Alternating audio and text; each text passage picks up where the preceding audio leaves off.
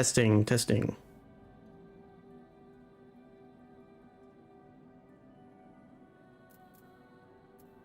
Alright, hello everyone, welcome back to my live stream of ENDWALKER Part 7. So last left off, we met these cute little rabbit people called the little bits or something? I don't know, the name was a little bit complicated for me to say. Oops, didn't mean to do that. Now we have to go back to the world and check on it, I guess. So let's get on with that. With the little plits in Yuanjie's capable hands, we needn't worry about affairs here in our absence. Knowing that now the face of their earthly collaborators, there is much to discuss with Aphronold and the others. Let's return to the Tower of Babel. Our battle for the star will soon begin in earnest, and we must be prepared. Alright, Restore. Oh yeah, I also leveled up a bit. I mean, I only wanted to get close to level 86, but I accidentally did the leveling trial and I got like bonuses from that. So now I'm level 86 and I got a new skill. Atonement. No, not atonement. Exposition or whatever it says. Wait, it's spirit within with an AoE, so I moved it.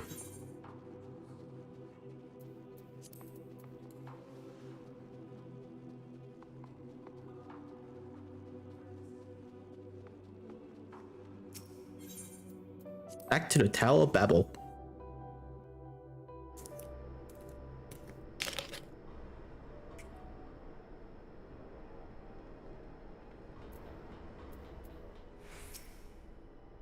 I've forgotten how cold it was here in Xanmoas. A testament to the little Prit's integrity that I felt no such discomfort on the moon. Yeah, and how the hell did we breathe in the moon? Gods, I can scarcely believe we went to the moon and back, but we have time to reflect on that later. Right now, we need to head back to the Camp Broken Glass and deliver a thoroughly detailed report to Lucia. I like very much to know how everyone is going on here as well. They only just begun to treat the tempered prisoners when we left. I share your curiosity, but warning our allies of the final days is of greater importance. I speak not only of the contingent, of course. The heads of state of every nation must know what we have learned. We know not when or where or in the manner or in what manner the final days will begin to manifest, and so we must see to that everyone is prepared. Agreed. Though we may wish to stress the importance of discretion, lest the public be sent into a panic. Not that anyone in a position of responsibility should need to be told as much, but it bears repeating. Anyway, first things first, to Camp Broken Glass. Yeah, I'm pretty sure it's gonna start and it's gonna go chaotic. So telling the public about it might be a good thing, so they can at least be armed.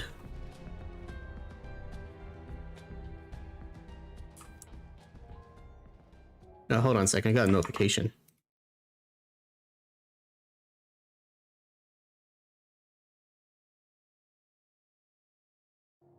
Okay, never mind.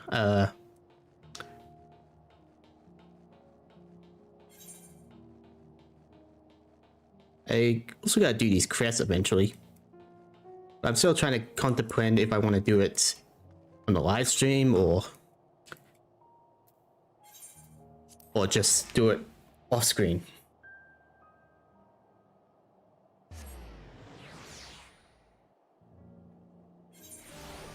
I'm not sure if people will be interested in those side stories. I mean, maybe I can do it as a separate stream, but that will probably only have to be done when, you know, when I finish the story itself.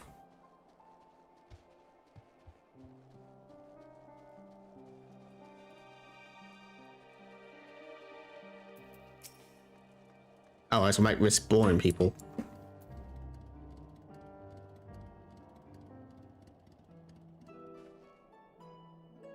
It's good to see you all again. No rest for your lunar adventure, I hope. We've done what we can for now, and believe me, we intend to tell you all about it. But before we do, might you tell us what's become of Xanmoas in our absence? We succeeded in subduing the tempered inside the Tower of Babel. We took many alive, but combined with those who are already in our custody, the number requiring care has grown exponentially. The inclement conditions have made it difficult, if not impossible, to treat them all here, so we have petitioned the aid of the allied nations. Some are understandably hesitant to proffer assistance, particularly those that were but recently subjected to imperial occupation. That said, several others have agreed to grant them refuge for treatment. With the assistance of your fellow scions, we endeavor to see them safely transported and eventually cured of the tempering. Will all the tempered be located? Not all, no. We have sufficient shelter to attend to those whose treatment has begun, and enough healers have volunteered to remain until their patients have recovered. Julius is one such patient, though he is not fit to receive visitors. Truth be told, it was a miracle he and those in his company were not harmed in the chaos. If not for Alphinaud and Alisaie's timely assistance, I dare say none of them would be with us today. The character looks happy about it. In light of recent developments, have the Alliance leaders come to a decision regarding Galamold? Given the tremendous ramifications of what has happened here, it would take time to determine what must be done. In the meantime, they intend to work with the Eastern Alliance to keep a close watch over the provinces. We have other news to share. Shortly after Anima was defeated, we received reports that each and every tower has vanished. Seriously, just like that? Well, mercy, the process was apparently not quite as violent as you experienced in Falvanir. Those who were trapped within them have been rescued and receiving treatment. To hasten this endeavor, the beast tribes have received instructions in the magics needed to cure tempering. Master Matoya is no doubt thrilled the Mother Proxy affords her so many visitors. Yeah. Yes, we are grateful for our ongoing efforts, as well as those of our comrades near and far. As for contingent, several of our members have been granted leave to return to their homelands after the transfer of Tempered has been completed. Lucia and I will remain, along with a small force, to continue offering aid to those here in Galamold. The Empire may be no more, but there are yet those who call their lands home.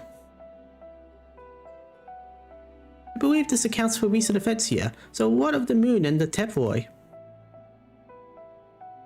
Yep, Van Daniel's dead. Xenos is still alive though.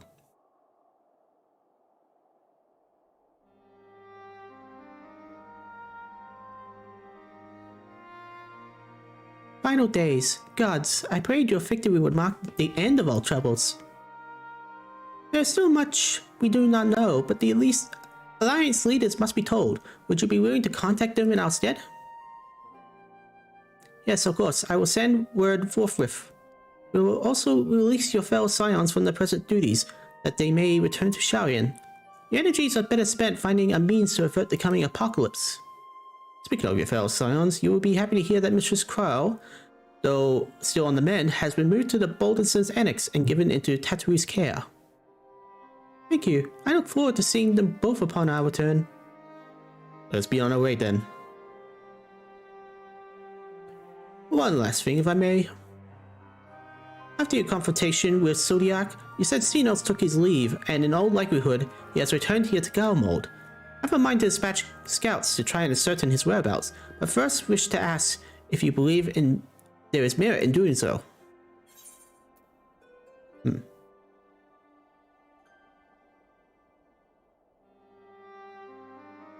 Yeah, that one's probably the honest bit.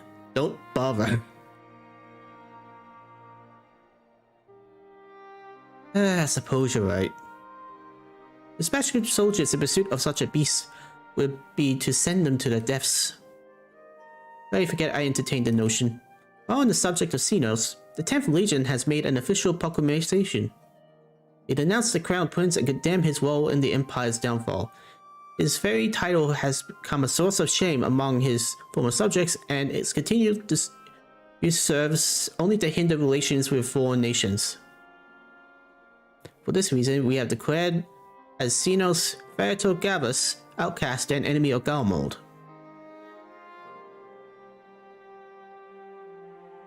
but Daniel's no more, and now his own people turn against him. It seems he's not but his bloodless to keep him in company. Better than an army to see it sated. Anyway, I will not keep you longer. I pray you a safe passage back to Sharian. Yeah, we got a few words with Alphanol's father. Doing the world so they can save themselves.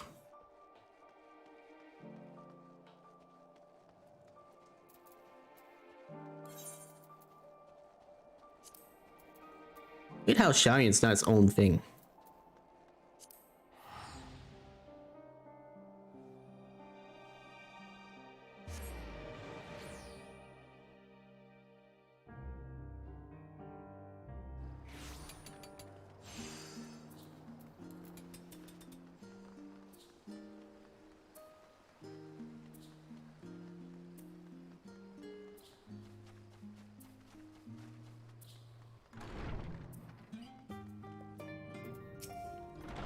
Oh, so good to see you. And free from chilblains, I take it. I'm pleased to know everything's been kept in order since you've been away. I even bought a few useful knickknacks with me from back home. But no sooner had they arrived, I see you were the Qual and Ralph and you on the moon.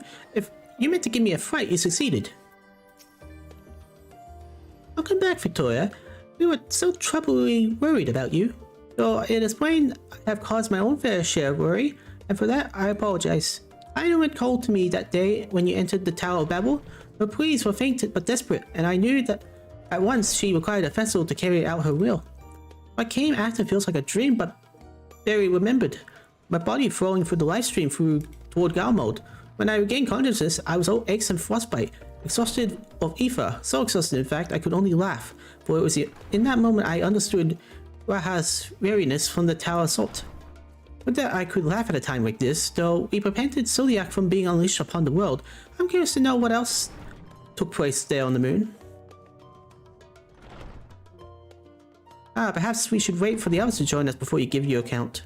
Let's reconvene in the main hall once they arrive.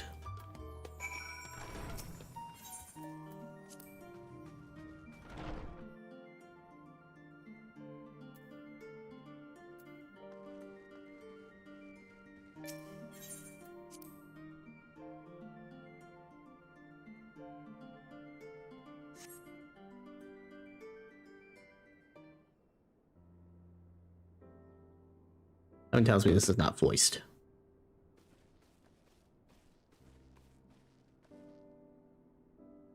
Sorry to have kept you all waiting. Not at all. We understand you've been quite busy. Will your Anjay be joining us? Duty keeps him away, I'm afraid. So Victoria can explain why better than I.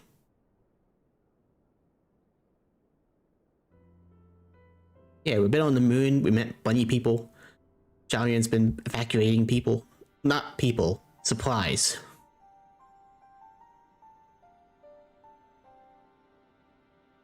The final days as before Amalot. And we're to escape via the moon? What are the sources of reflections? I have no intention of standing by while the world falls to ruin, so how do we stop this? Unfortunately, we have no answers at present.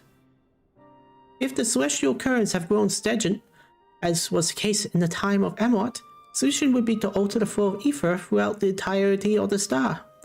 The ancients accomplished this by summoning Zodiac, sacrificing half the star's population in the doing, but it should go without saying that such a sacrifice cannot be repeated, which leaves us with the daunting task of identifying the underlying catalysts for the final days, a feat which even the Amalatis could not accomplish.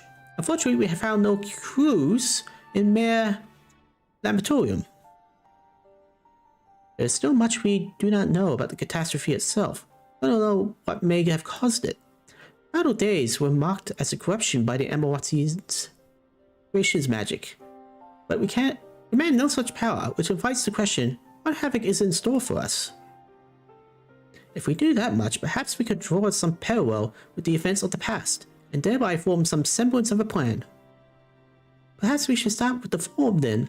Having worked with the Lilliputians in secret all this time. There's surely more they can tell us. No, they're gonna kick us out. Get the interruption, but I've urgent news.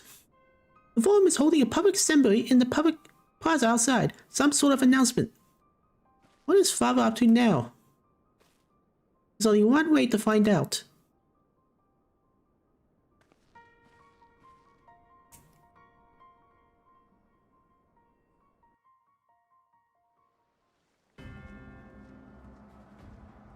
What's going on? Are they evacuating now?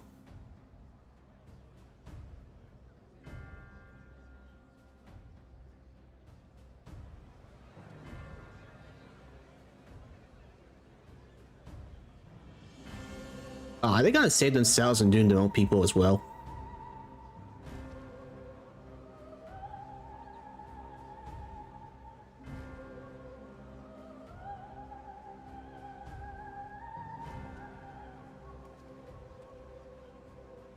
Order! Order, I say!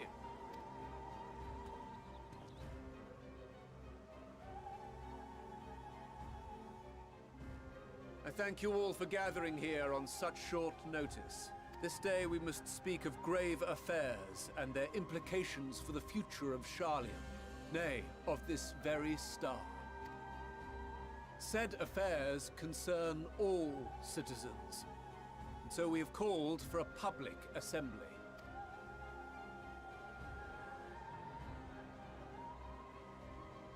You may have heard rumors of the Talopheroi, and the havoc these madmen wreak abroad. Under normal circumstances, we would pay little heed to petty disturbances outside our borders.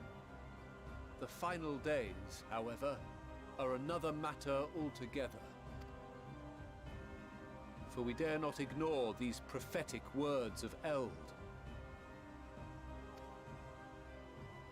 The End-Bearers will come, ushering chaos and calamity. The final days descend and devour the very star.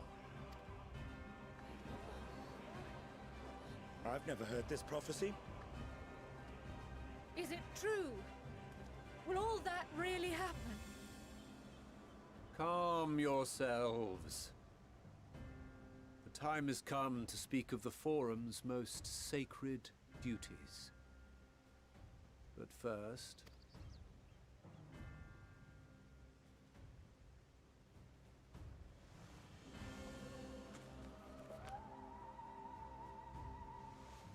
Give voice to the voiceless.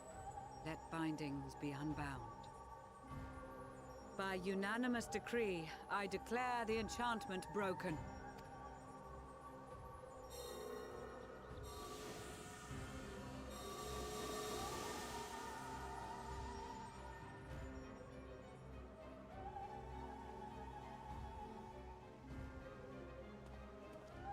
Master Leveilleur, if you would. Yeah, because you're not brave enough to say it. Very well.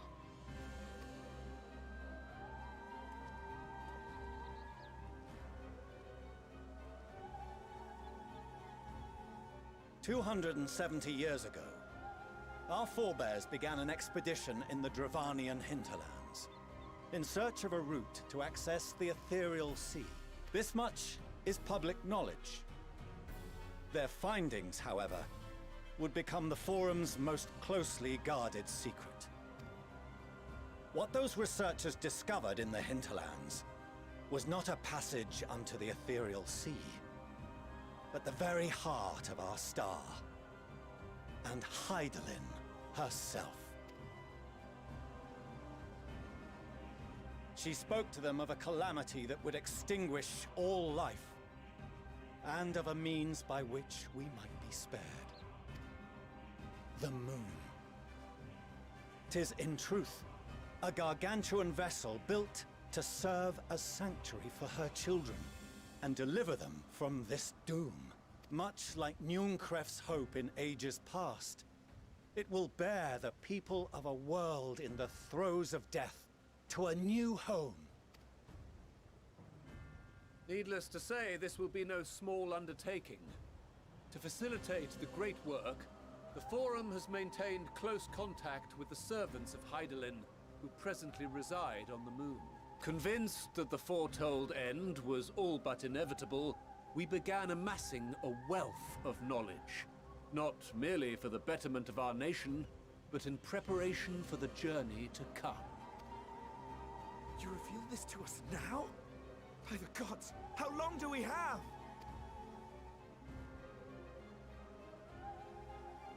While we cannot say with certainty, we believe the hour to be nigh. We received a transmission from the moon suggesting as much not long ago. Which is why we must in earnest begin preparations for the Great Exodus. For his impressive contributions and the leadership he demonstrated during our withdrawal from Dravania, we have elected Master Leveilleur to oversee this initiative.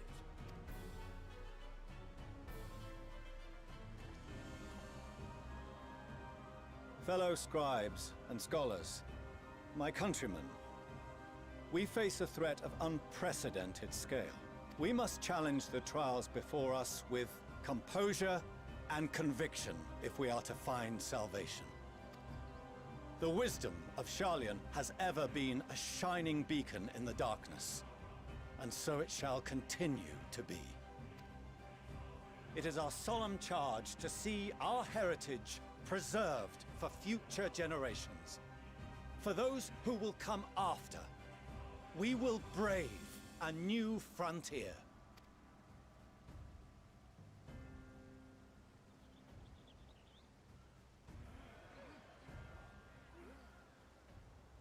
Administrative edicts will be relayed to all major institutions ere long. In the meantime, carry on with your duties. With that, I hereby call this assembly to a close.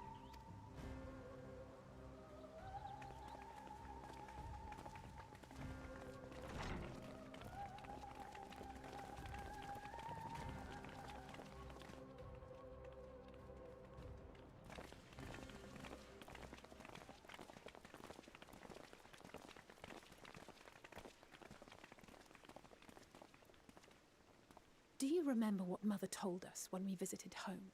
That it wasn't until after we were born that Father seemed to lose himself in his work.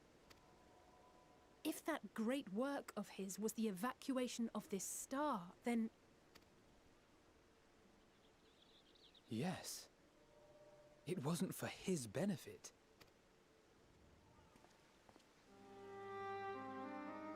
Would you mind waiting here a moment? I wish to speak with Father before we leave.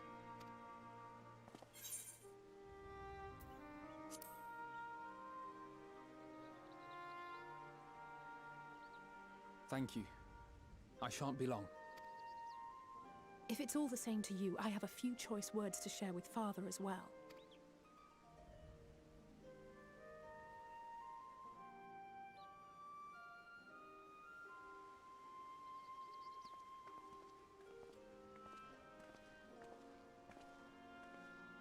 So, come to call us cowards and bid us join your fruitless battle against the inevitable. Nay, we do not object to the Forum's proposal. On the contrary, those who wish to flee have every right to do so. Urianger is cooperating with your associates on the moon to ensure that all is ready should evacuation be our only recourse. Then whatever your business, I suggest you be brief. Though we cannot boast the boundless wisdom of Sharlayan, we have first-hand knowledge of foreign cultures and have conversed with no small number of peoples. These experiences have taught us fundamental truths that cannot be recorded in any tome, nor charted on any map. The beating heart of this planet is its people, many of whom would give anything, even their lives, to protect the lands they love. Many may choose to join you in the end. But what of those unwilling or unable, for whom escape will never be an option? What would you have them do? To ignore the plight of those one might conceivably save is not wisdom, Father. It is indolence. This is why we choose to fight. We'll not ask for your understanding, Father. Only that you don't turn a blind eye to the good we have done. That we can still do.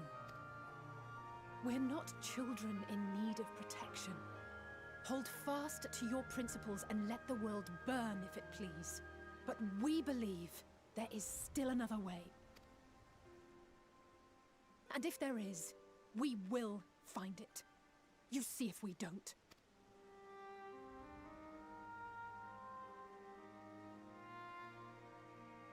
Do as you will.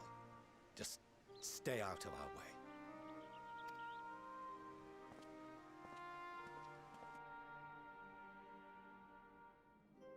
And in the end, he's still a dick.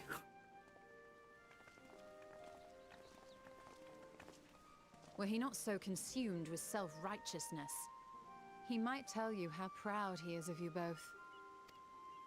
Bold words call for bold action. And there'll be no turning to your father should plans go awry.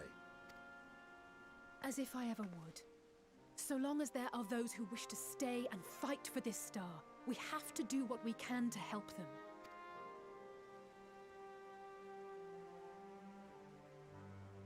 And if we're to do that, we'll need to be well rested. Wouldn't you agree? And having triumphed over what we once thought to be the source of all evil, I can think of no one in greater need of at least a dozen winks. Ain't that the truth? Shall we then? To the Annex, to prepare for tomorrow.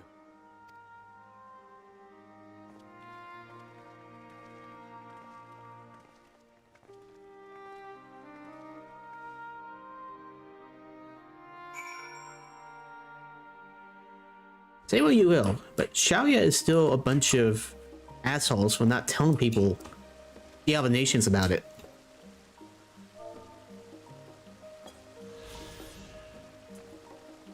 Because they just essentially said, screw everyone, we're going on the moon.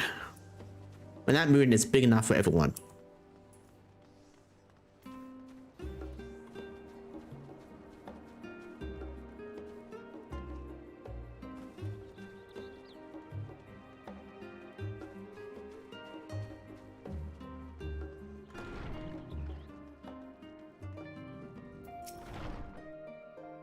Well, tells me the forum had made a rather momentous announcement, so there's to be a great exodus, is there?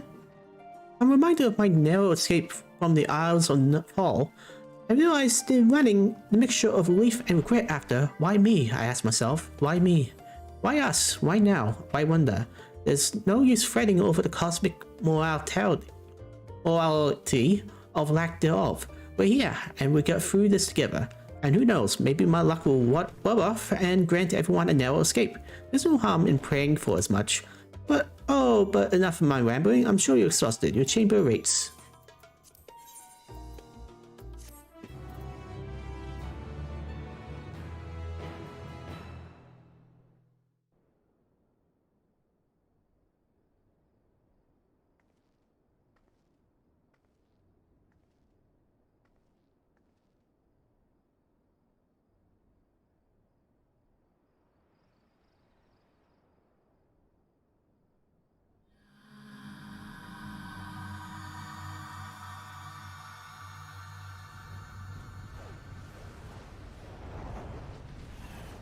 Oh look, another vision.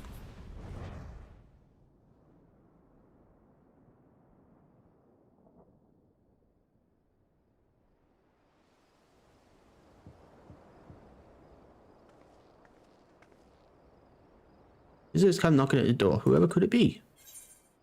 Oh, I get to choose? I'll go with restore.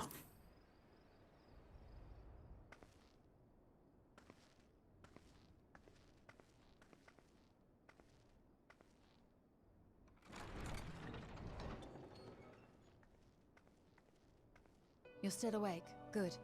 Might I trouble you to stand still for a moment? Not gonna turn me into a frog again, are you? Nothing appears out of the ordinary.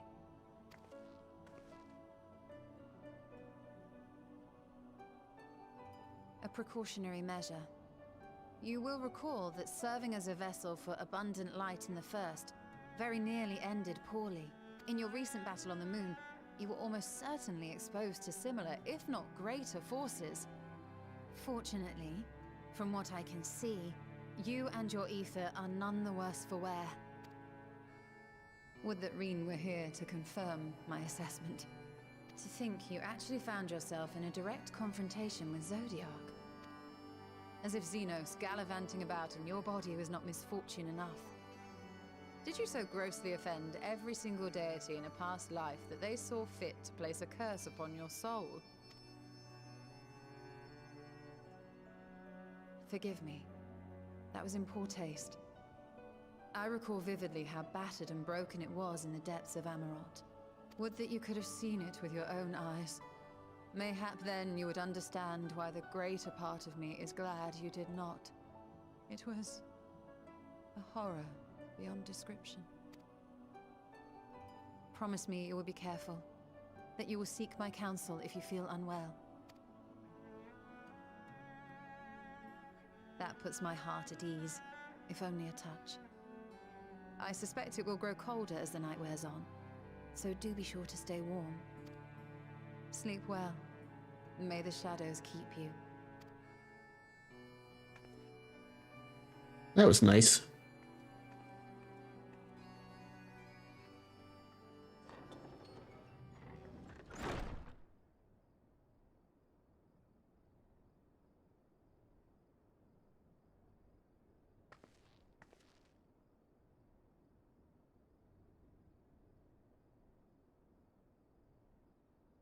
Have to check out the other ones later.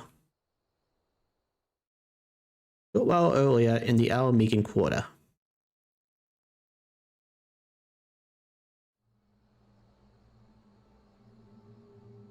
Hey, Red Mage teacher. Oh, and the dancer one too. Thank the gods that tower is gone. The sight of it was enough to make me sick. Thank the Ilsebar contingent, more like. Word is, they fought their way into Garlemald and toppled the bloody thing themselves. Not just the one, neither. All the towers have up and vanished. Aye, I heard the same. Commander Aldin and his troops helped keep casualties to a minimum too. But is it true they brought back tempered Garlean soldiers? As Commander Aldin tells it, they've a treatment for that now. But don't you worry. Cured or not, they've no plans to bring them into the city proper. I see. Well, that's a relief then. I know we've brothers and sisters among the lot, but I can't say I'm eager to welcome them home.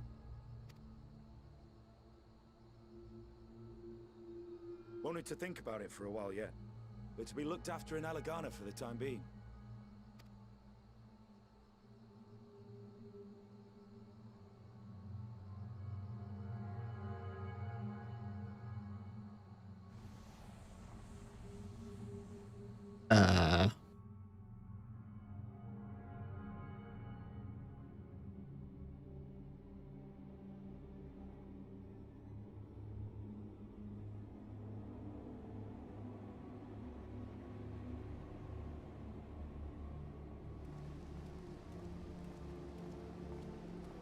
I want to say that was someone, I just don't recognize them.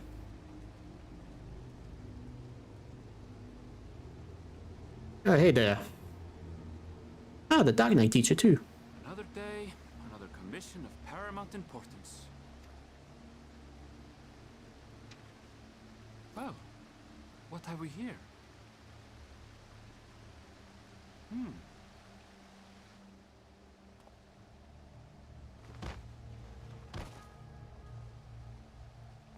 Hey, are you all right?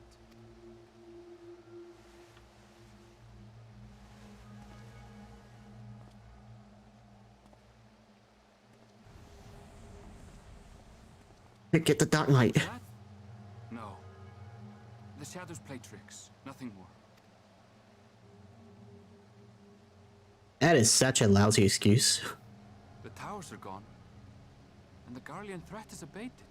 And yet, why does it feel as though it's about to get much, much worse?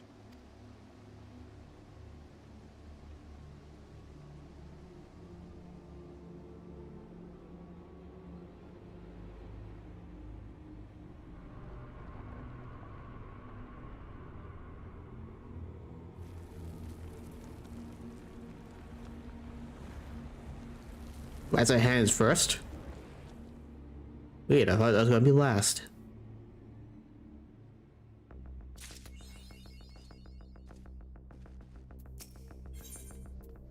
There we go. Oh, Victoria, I was just about to call for you.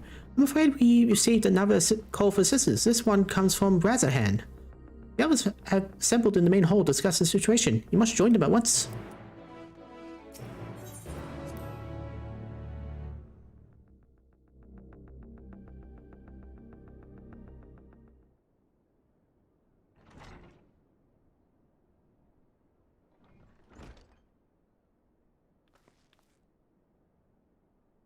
Ah, there you are.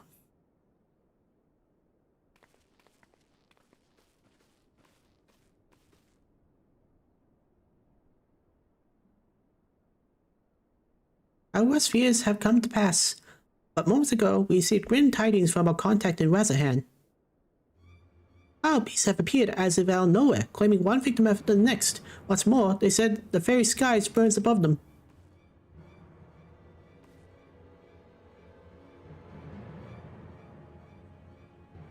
Good gods, are the final days already upon us? It would appear so. Sadly, that is all the information we have at present. No doubt the people of Razahan are busy fighting for their lives. Then we must go at once. They need our help. Agreed, Crowd. You best remain here with Tataru and gather what knowledge you can. You are in no condition for a long journey, I imagine. Very well. Similar phenomena may have been observed elsewhere, and if so, we must know about it at once.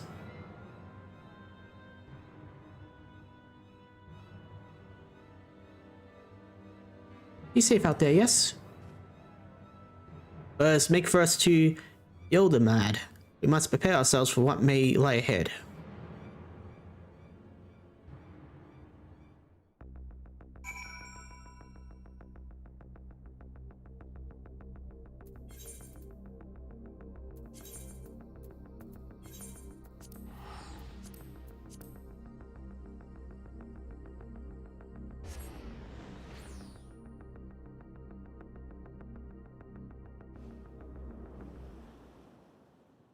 And lo, vile beasts did rise. Uh-oh.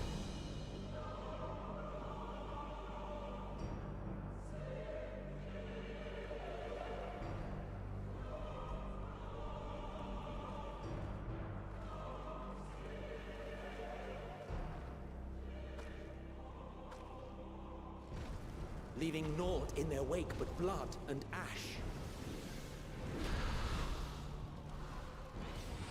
Sun scorches earth and boils seas. And our sins ascend unto the heavens. Three dooms to unmake all we were.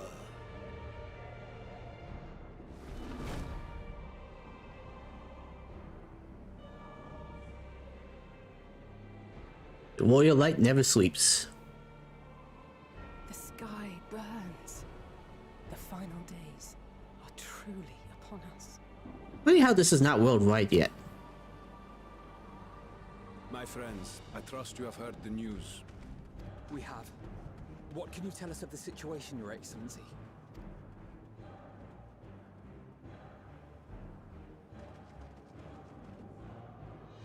Last night, the isle was rocked by tremors, and the earth itself cried out. Aloft, the heavens began to burn. From all about, unholy beasts, the likes of which we had never seen, came forth in fury and rage. No. To say they came forth would be inexact. The people of Radzatan themselves transformed into these baleful fiends. Oh, that's not good.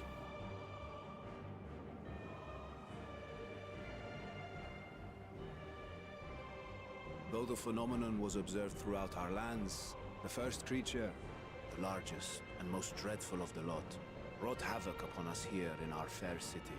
Though they bear superficial resemblance to divinities of legend, they are ungodly abominations. The people decry them as blasphemies. The Large One's rampage has since taken it to the northern reaches of the island. I mean to dispatch our radiant host in an attempt to quell the threat. And what of Vritra? Vritra too makes for the north of his own accord, and yet he knows the blasphemy and its minions were but yesterday his beloved people. I pray his boundless compassion and mercy does not deter him from taking unenviable but necessary action.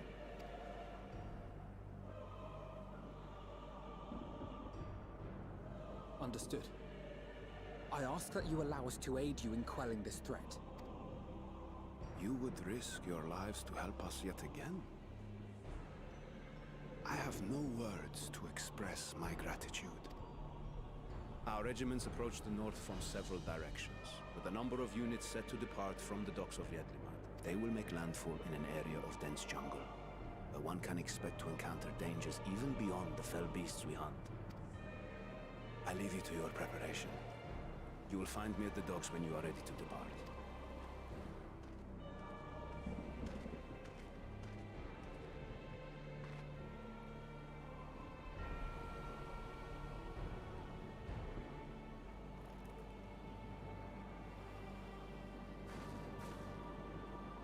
We're as prepared as we'll ever be. Let's go.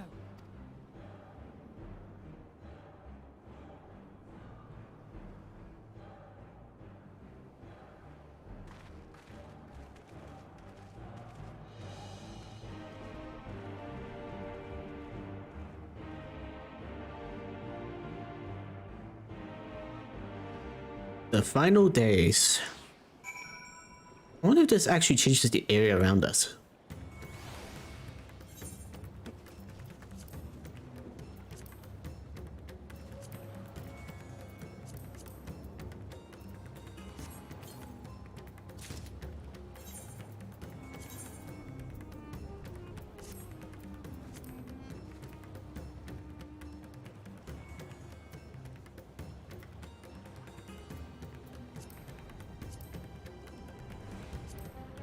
I prefer that.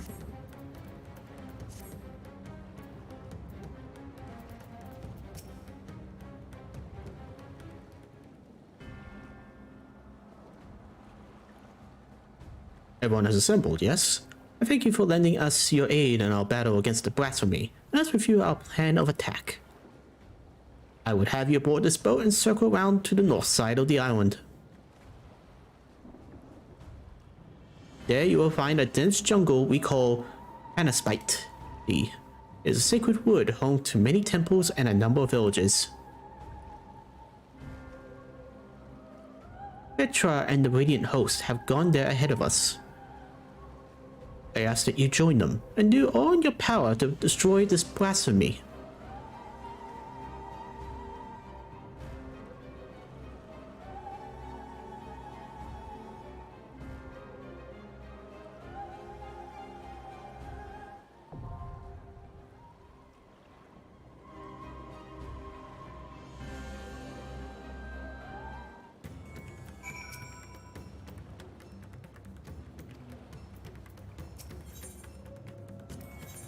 Right,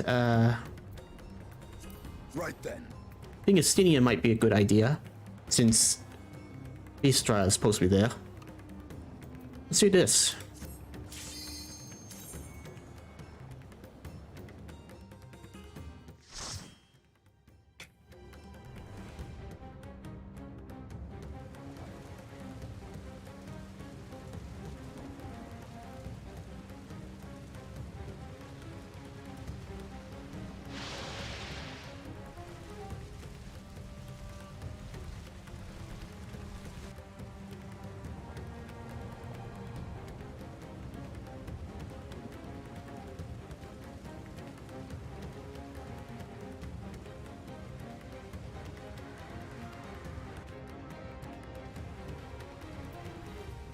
Right.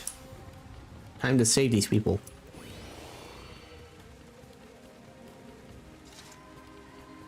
Wow, that thing's huge.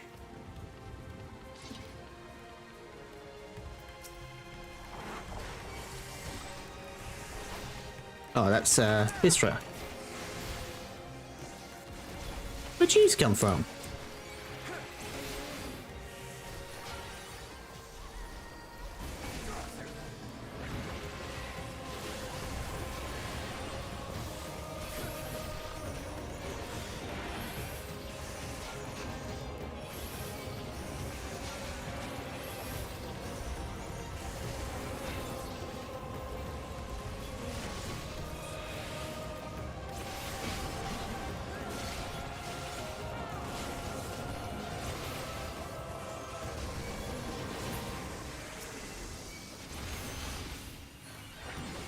This will hurt.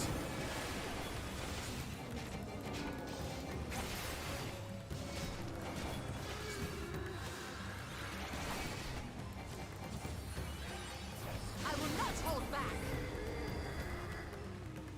My friends, heed me. These are children of Thavner. Forgive me. I could do them no harm. You're dooming us all, Petra.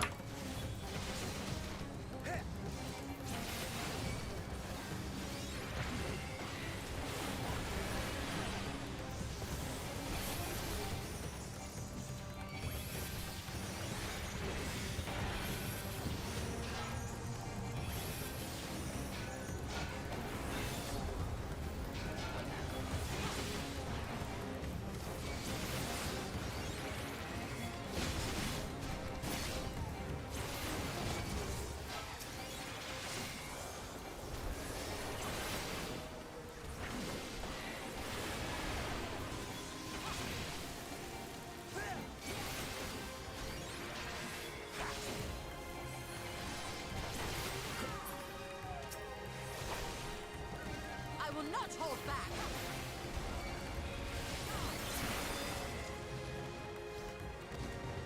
If this is the only way, I shall silence the beasts of the air. Pray continue onward.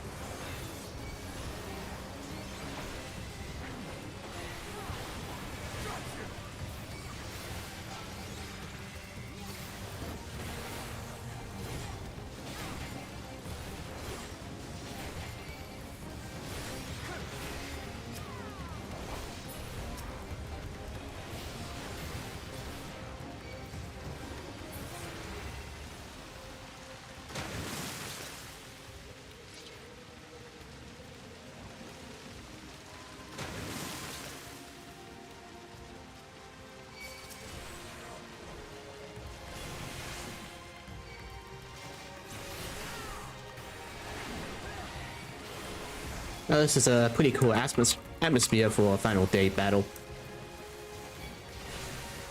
I honestly don't know what else to say.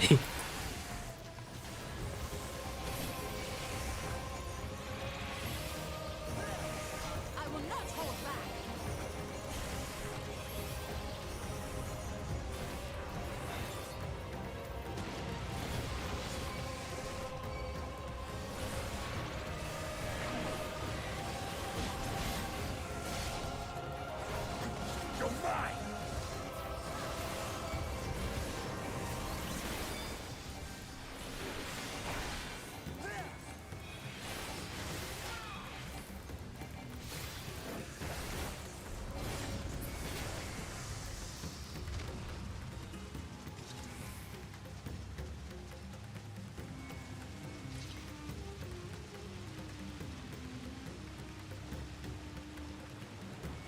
Too late. Too late for us all.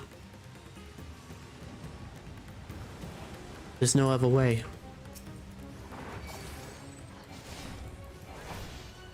You're one ugly guy.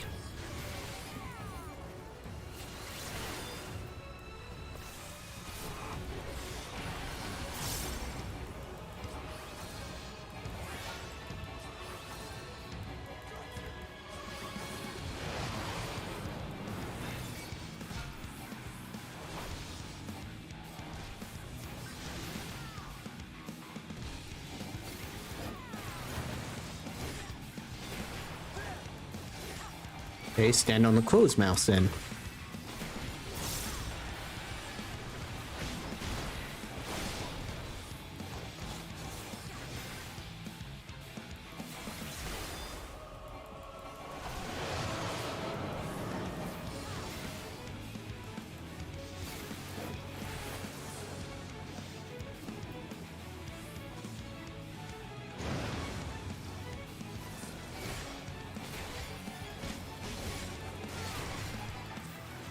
Away with you!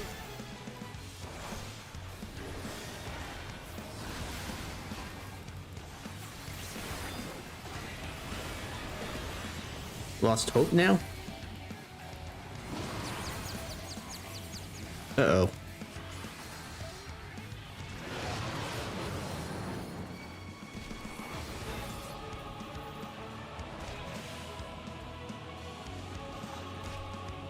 It's good, I'll just take the one hit.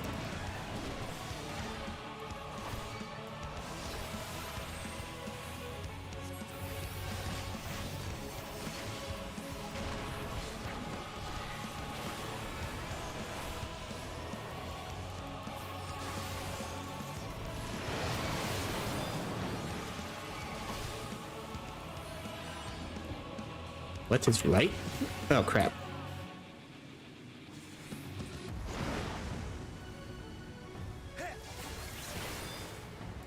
You cannot stop us!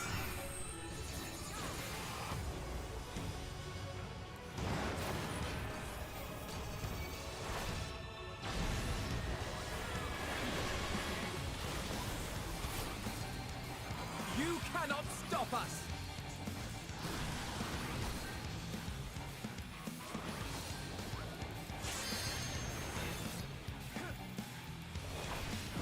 I will end this farce.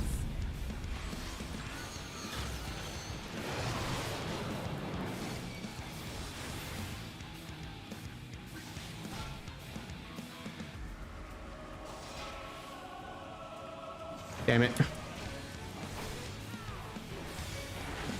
That's actually pretty tricky. You underestimate me! Like, get it right or die.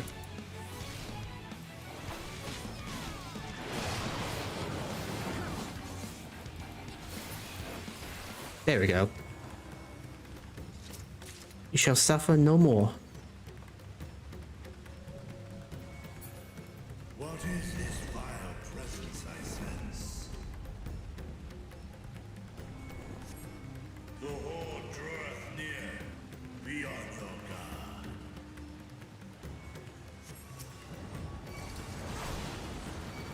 Feels like the pressure makes them into monsters. I see someone. Beast in pursuit.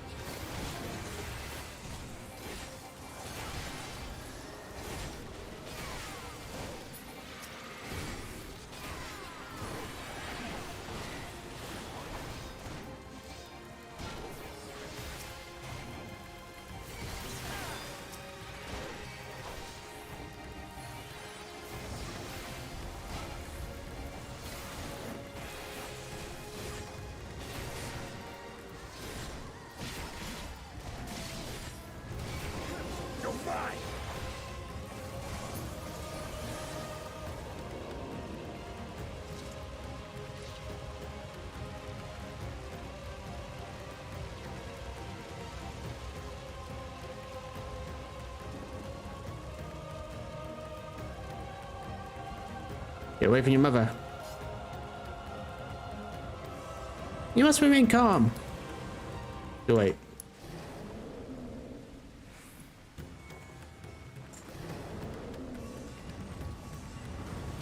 Yep, depression makes them into monsters.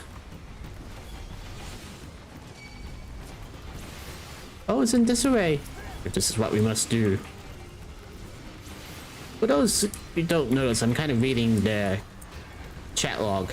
This will hurt.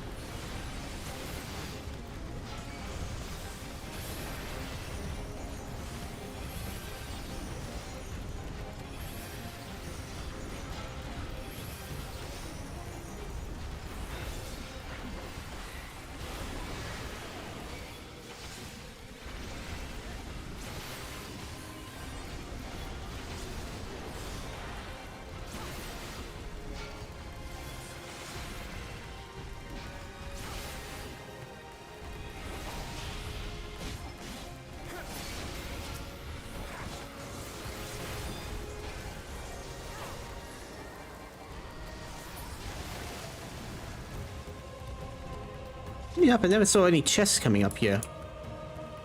Oh, there's one.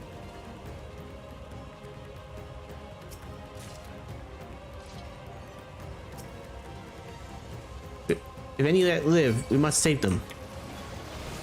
I don't know, even if we do save them, they're gonna be depressed. And that's what causes them to transform.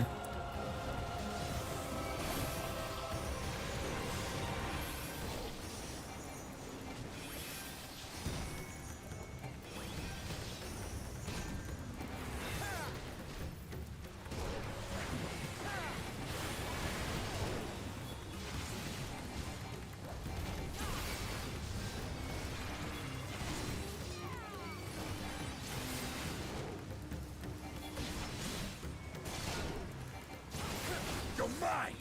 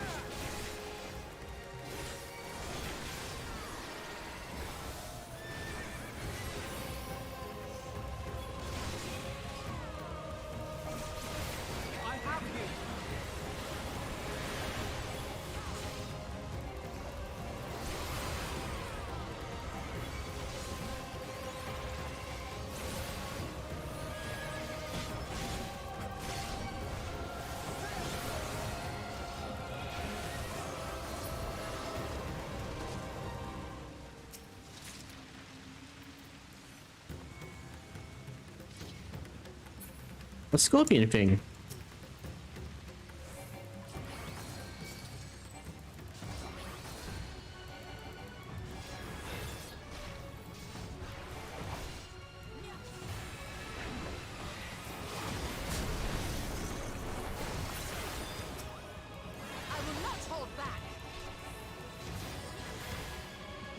Unholy water? Uh-oh. Ether Siphon.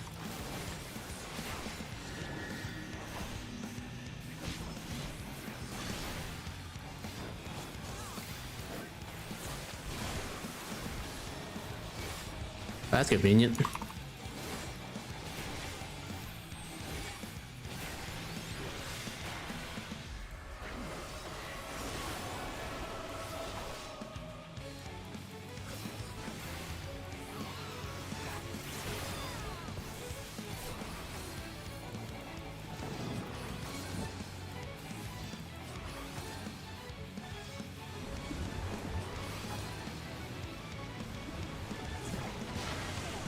You cannot stop us!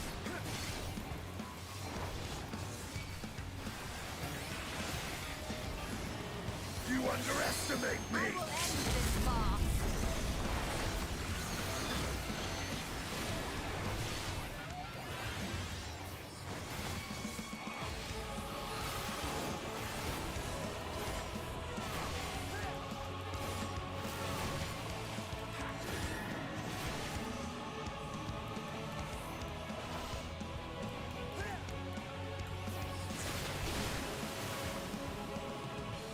Poison hot.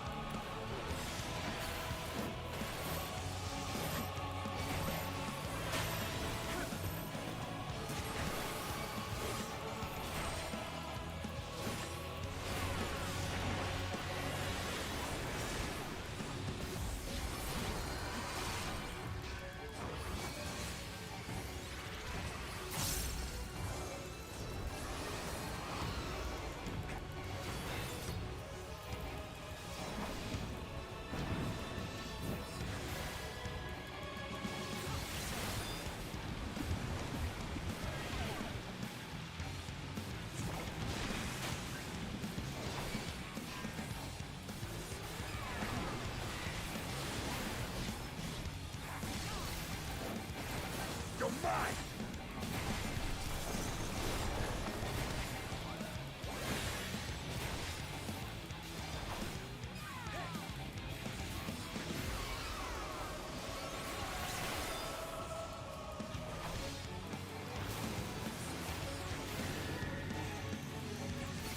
Don't need to dodge because it's dead.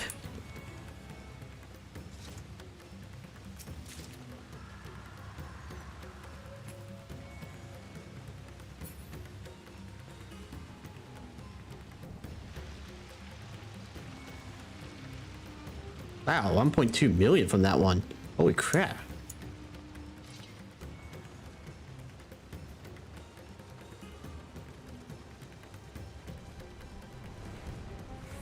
There is above is thick with fiends. Let Feature worry about the skies.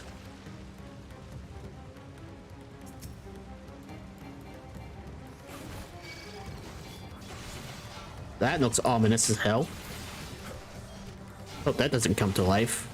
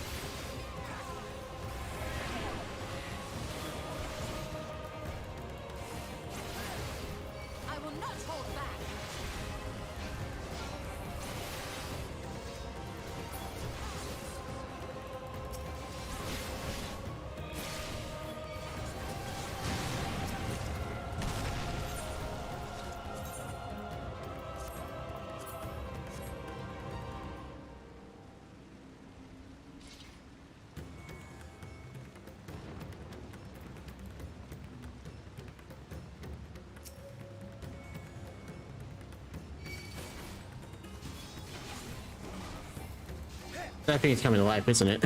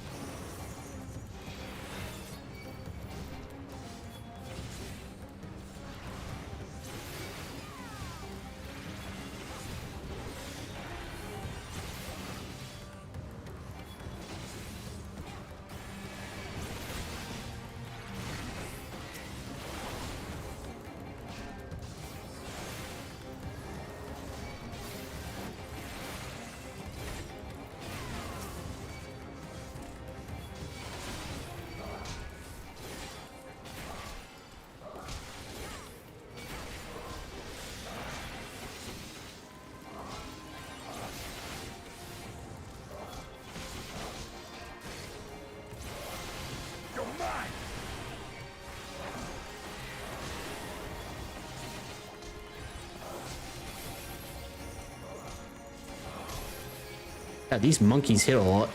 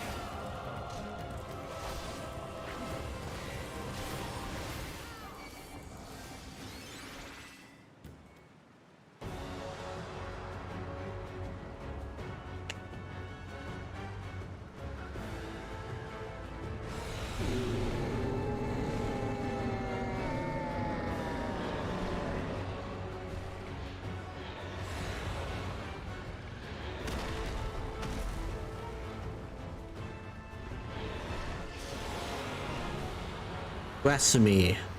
Sabanu. That's how you say it.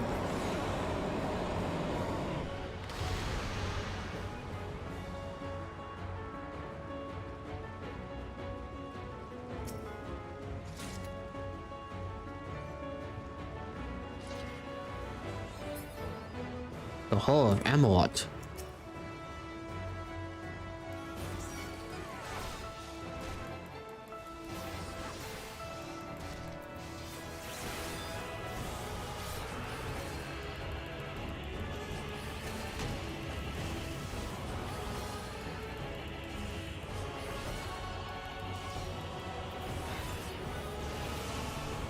What the?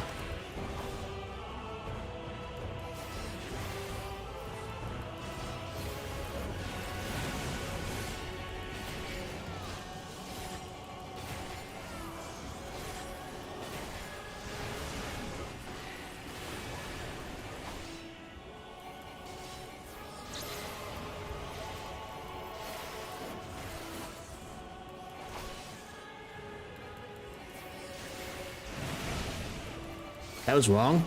Damn it.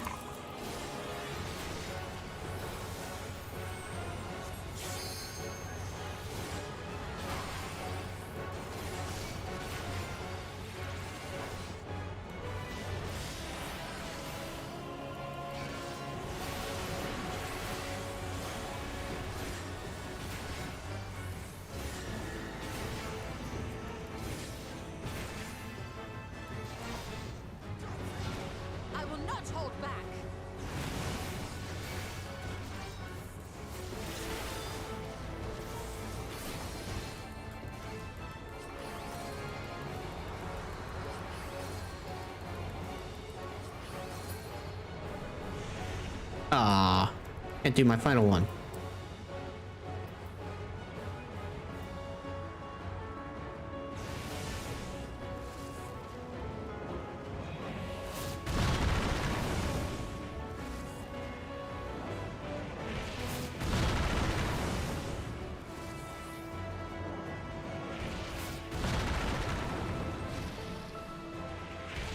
Damn it. Had to step in that one, didn't I?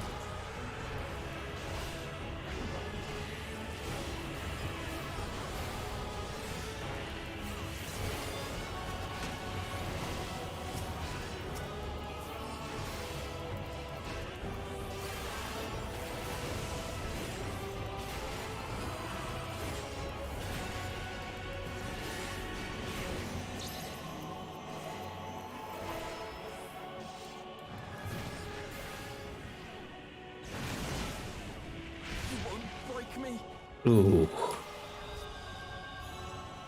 Right, if I got the AoEs, I should run into Brew. That's the only thing I can tell.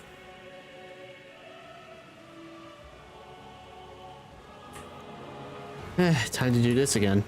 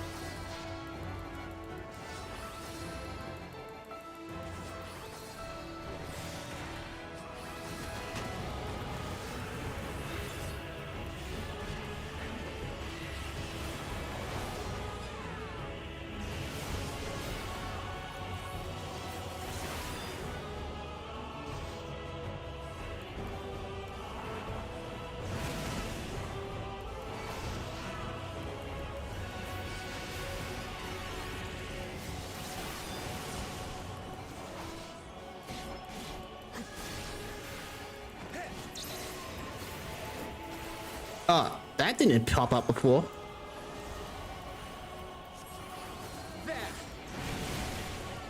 What the hell?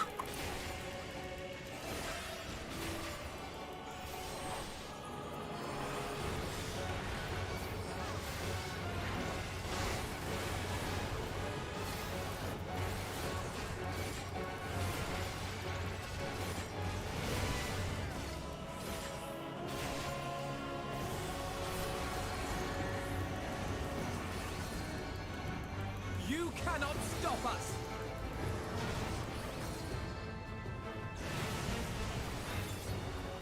I guess I'm supposed to do the opposite then.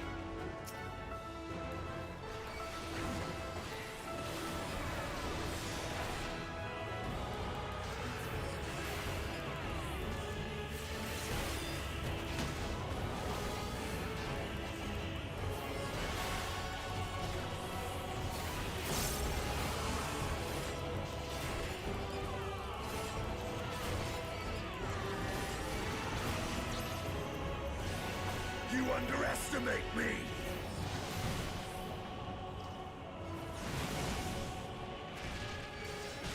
There we go, the opposite.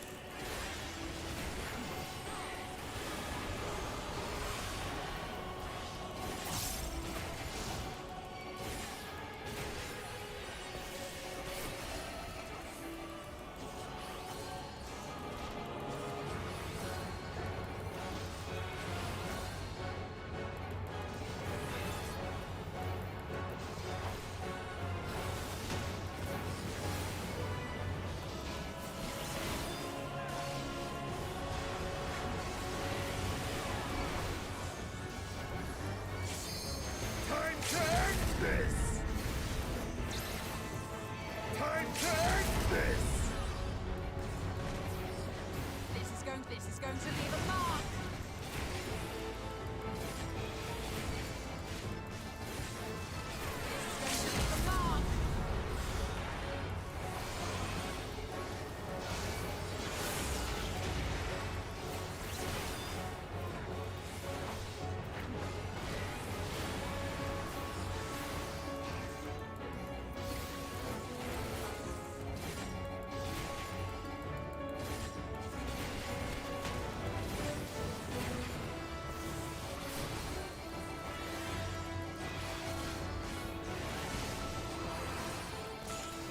Whew.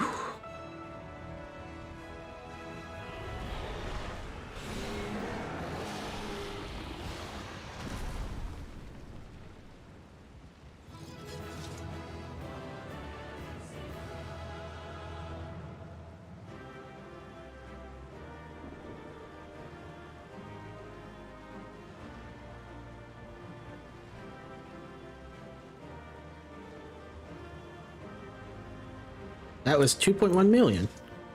So, well, that's like half a level there.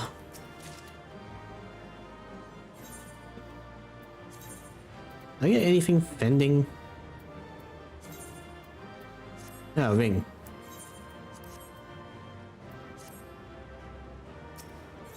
Now let's see what happens.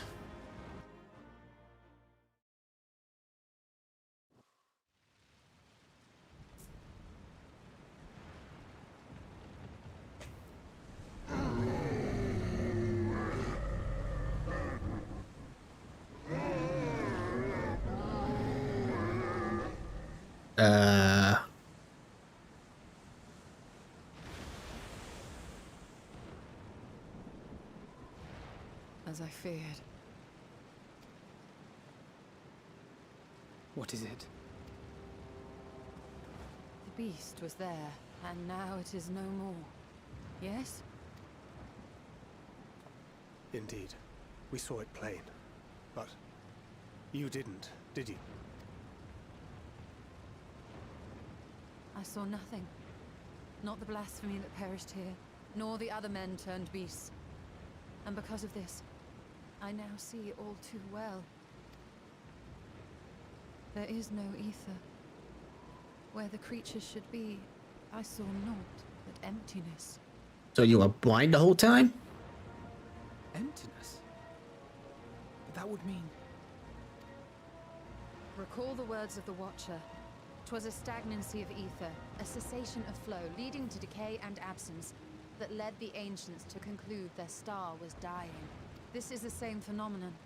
The instant these people are seized by the transformation, their ether begins to rot and crumble away like dried mud. Until, from their corporeal forms to their very souls, naught remains. But the beast spoke with its dying breath. Surely at least a sliver of the man it was endured. Mayhaps so. But even if the process was incomplete, it was little more than a faint residue. Gods be good. You're saying they cannot be saved? Not by any means known to me. Or by any means at all, like as not. For there is naught left to save. They return not even to the ethereal sea. So their souls are dead. Damn.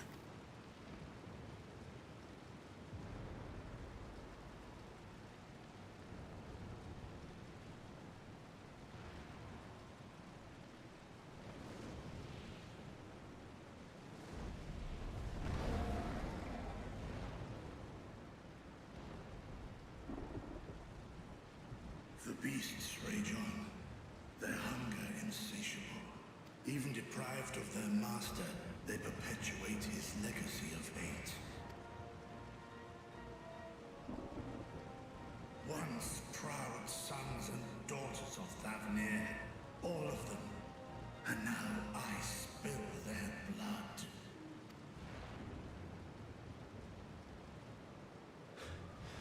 Vitra, my friends, I am heartened to see you safe.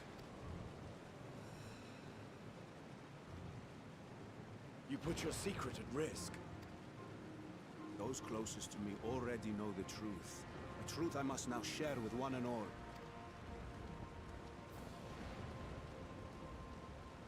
Vitra, calamity has come to Radzatan. Our fair nation is rent by screams of pain and despair. More than ever, we require a strong leader to shepherd us through the storm. Reveal your true self to our people, Vitra, and guide us to salvation. What madness is this, I-One? Thou dost forget thyself. Were we to reveal our duplicity, it would do naught but foster confusion and chaos. Nay, I shall remain the Satrap's loyal ally, and do battle with the beasts. Easing hearts and leading the people to safety is thy task, and thine alone. I ask that you remain at Ahewan's side, and render unto him what aid you may. I know not what lies ahead, but without you, Radzatan will not survive.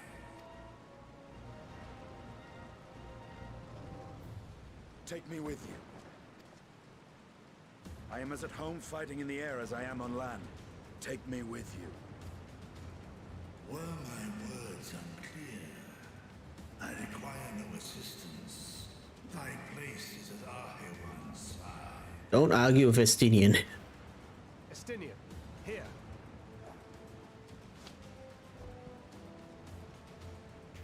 It's the last thing you ever wanted. A link pearl. We'd gain much from knowing your elevated perspective. And it'll keep you from getting lonely, which I know you know. You heard the man. Seems I'm coming with you after all.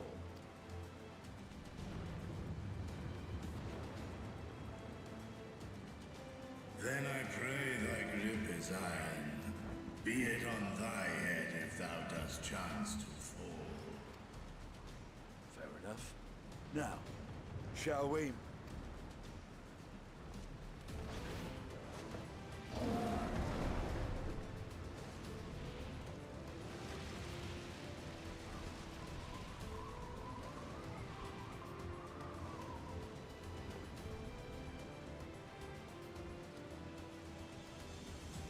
I fear it is as Vithra says. We will not survive this on our own.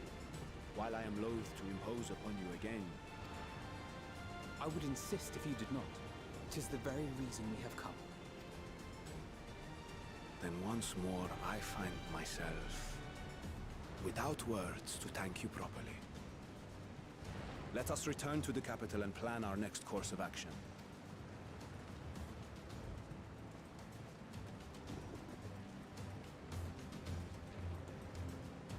Yeah, let's just ignore those flying monsters there.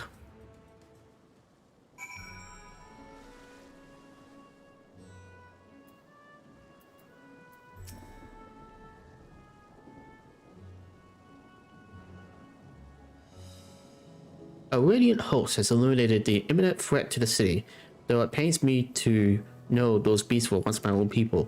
There is no telling when or where the next transformation may occur. We must remain vigilant and steel ourselves for whatever is yet to come.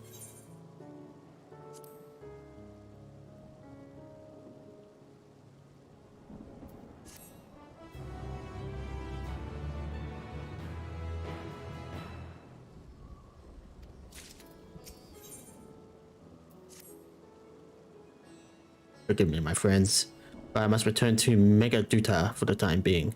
There I can better manage the crisis and dispatch my troops as the situation demands.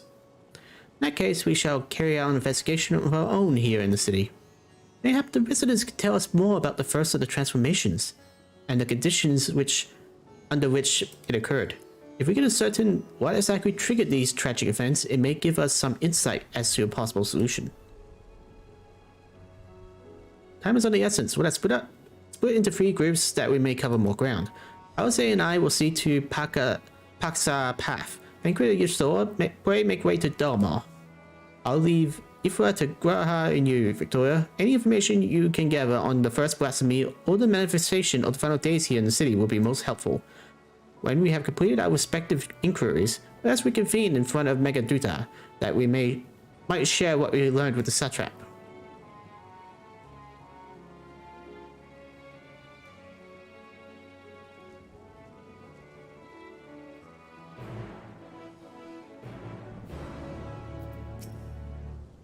That would be often?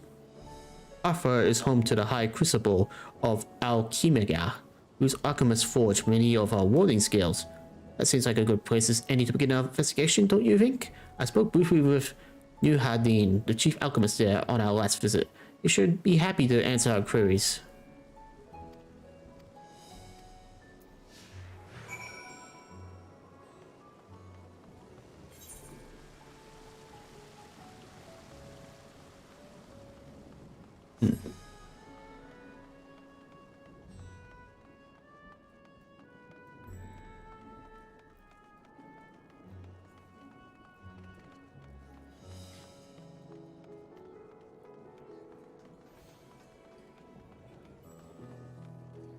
Wait a minute, can I use this now? Damn it.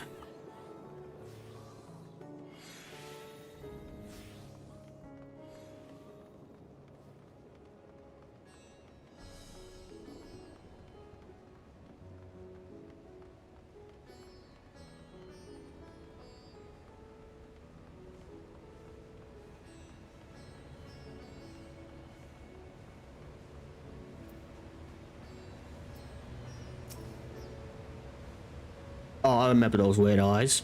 You were with the Scions who commissioned the scales from us, yes? I welcome you back to the High Crucible. What brings you here in these troubled times?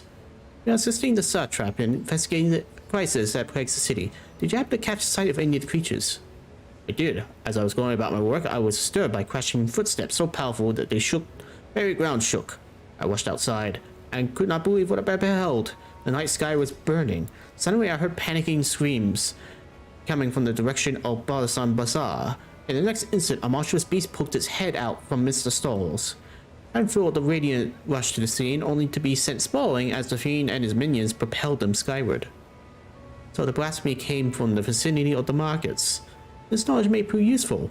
I thank you for sharing your tale. Well, I do believe we now know what to inquire next. To the bazaar, then.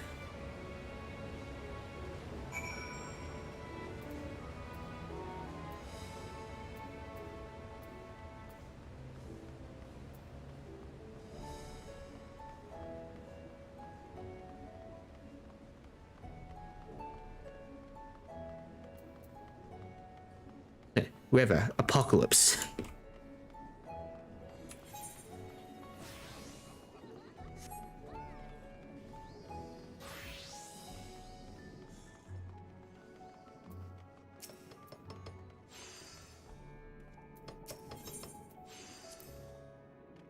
So this is Frarian Reeve, I must say. It bears a resemblance to the traditional fabrics of Kovos.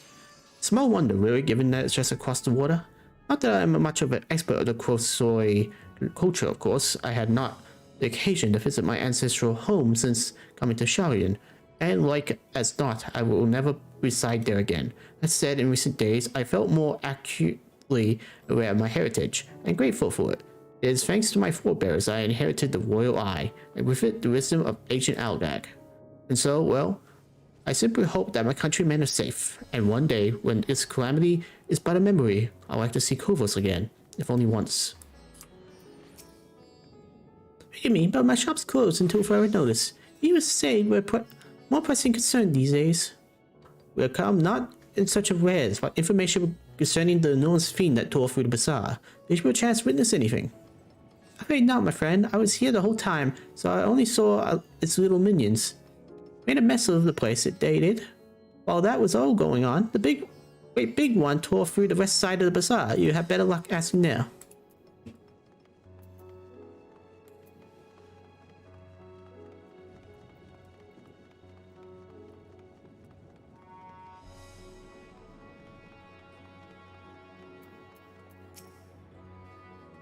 Something the matter, traveler? If you're lost, perhaps I could be of assistance.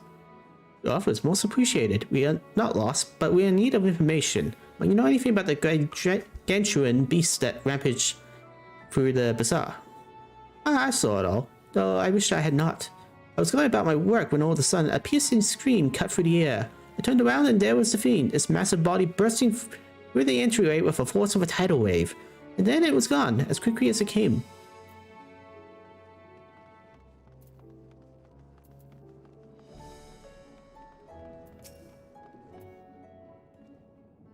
This is, have mercy. What is happening with the world? What am I to do? Is nowhere safe? Settle down, friend. The danger is past, at least for now. It's not too painful to remember. Could you tell us what you saw? First, I heard the screams. Then a horde of raving beasts came charging towards us. One of them was huge, bigger than a Merid, throwing people around like rag dolls, and it was eating them. I hid under the counter, saw others do the same. But the shrieking and wailing kept getting louder, more voices in the throng. Beasts of victims, I couldn't tell. I knew not what was happening. I still don't. That is enough, my good man. You were brave to share with us your tale. Many of the fellow merchants are safe. The High Crucible, too, has survived. Mostly unscathed. But stay close to your friends and loved ones. The rest of your body and mind while you're able. Expect that is the most we can expect the people here to tell us. I think it's best we find a place outside the bazaar where we might rest and review our findings.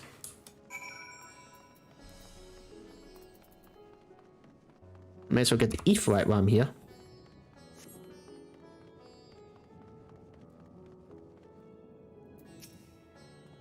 Judging by their accounts, the transformation had already occurred by the time the beast reached the bazaar. They tore through the west side of the bazaar and headed towards the Aephorite Plaza. Afterwards, the blasphemy may have first appeared in this vicinity. That being the case, the people in that mayhem can surely tell us more.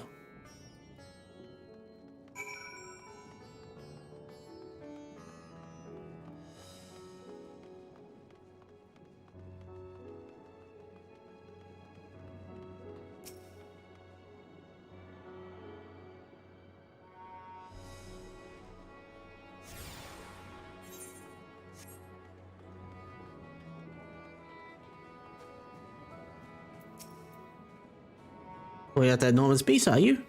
I saw it, including the very instant the poor bastard transformed. Damn the gods for putting me there. It started over there by the window. A few men, merchants, probably talking and drinking. Conversation must have taken a turn for the worse. Next thing I know, the leader, I suppose he was, buries his head in his hands, and black mist was swirling about him. His whole body bursts apart. There stands a hideous, slaving beast, massive and foul, all gaping maws and bulging eyes. His friends started shrieking, then the black mist comes again, until the change takes them too. The stuff of nightmares, I tell you. Nightmarish indeed. Incidentally, do you perchance know who those mentions were? No, I'm a decorator by trade. Not much cause to mingle with the sort. Saw Mihail, the barmaid, chatting with them though. She might know something.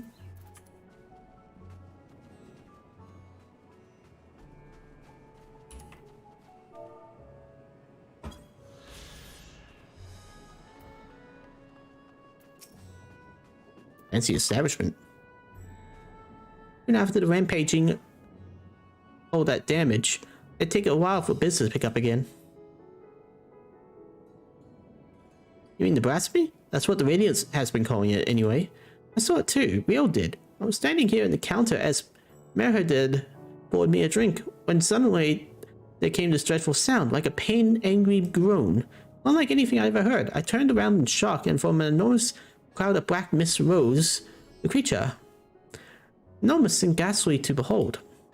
As for what happened next, to recall, it sends shivers up my spine. By some stroke of fortune, I was able to slip outside before the beast got its claws on me. But the sight that greeted me offered no solace. The blue sky above turned red as blood. Mirhadid, myself, and the others, survivors, clung to each other for dear life until the Radiant host came to our aid. Hey, did you hear that, Gregory? The beast manifested before the sky began to burn. I'm certain of it. The windows here offer a clear view of the sky. I saw nothing out of the ordinary until the beast appeared and began to rage.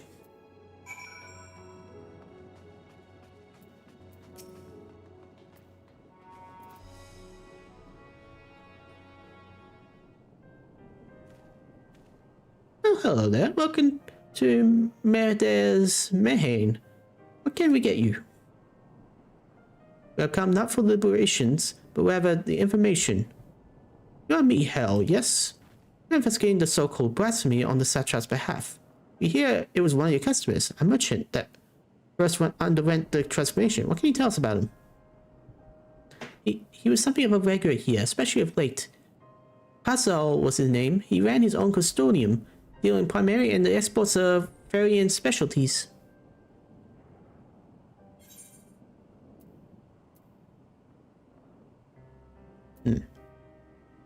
Did we? I don't remember.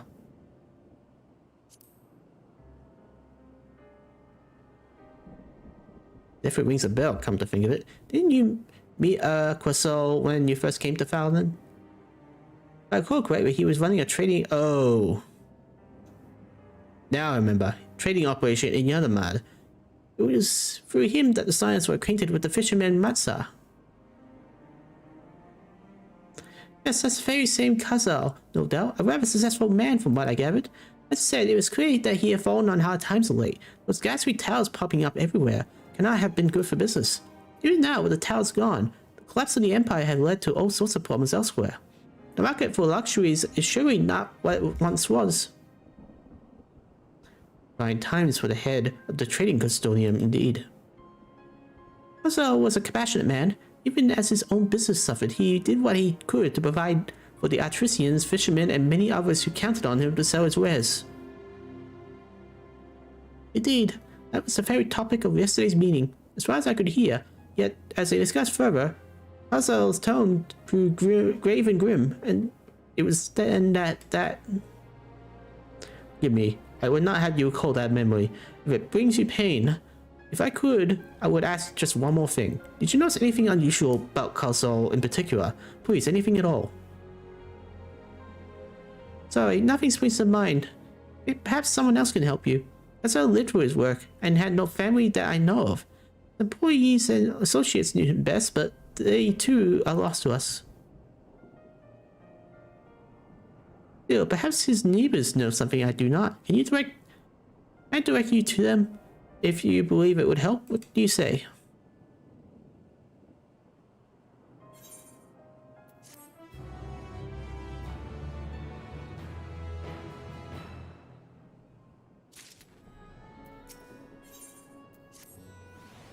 Kuzo made his home in Kama, a nearby residential area. What I can gather, Kuzo lived there since childhood and was known throughout the neighborhood. Kama, the name is new to me. How do we get there? I'll write down some directions. I cannot promise that you'll find what you seek there, but if nothing else, this is a start. Come, let us see where this lead takes us. I think it's clear what's happening. The pressure is causing these monsters to appear. Which means you have to prevent people from being sad.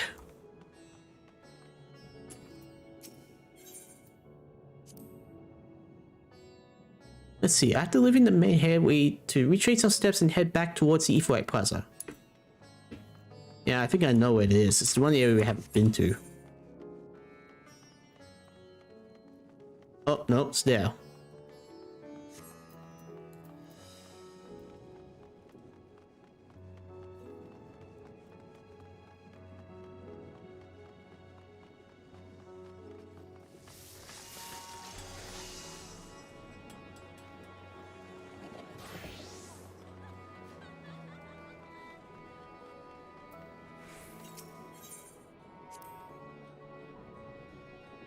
From here we ascend the stairs.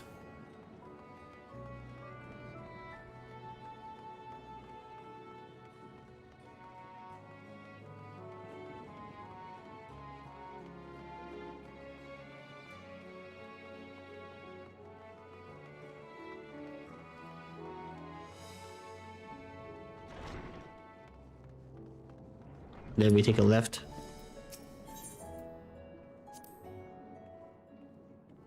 This must be huge, in which case we should take the path leading southeast.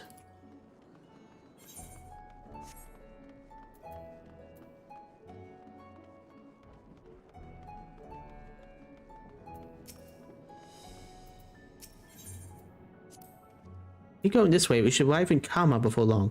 Walking these unfamiliar streets is quite the adventure, is it not? I can only hope we can explore Raditz at hand at a leisure once this crisis has passed.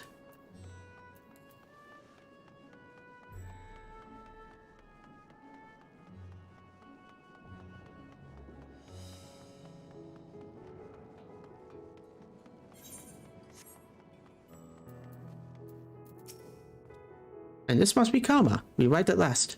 Let's begin questioning residents without delay. No doubt someone here can tell us more about Kuzo.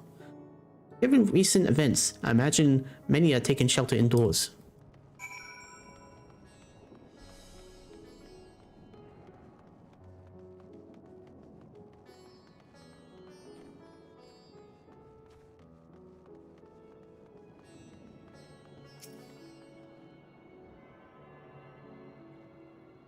Pretty cozy neighborhood.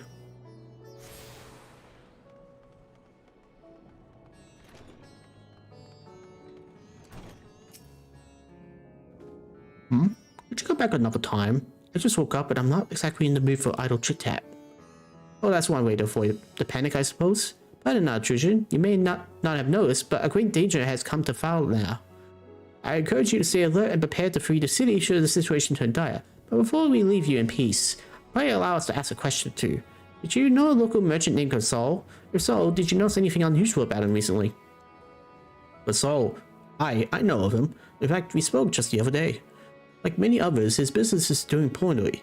Still, it seemed as though he managed to turn things around thanks to a generous order from Ruvedar Fibers, while he was practically dancing in the streets. I haven't spoken to him since, but I assume it all went well. Dojabaha might be able to tell you more, though. As I recall, he was the one who brokered the arrangement. Dojabaha at Ruvedar Fibers. Let's make a point to visit him after we've spoken with other locals. Sounds like a scam happened. And he must have got depressed over it.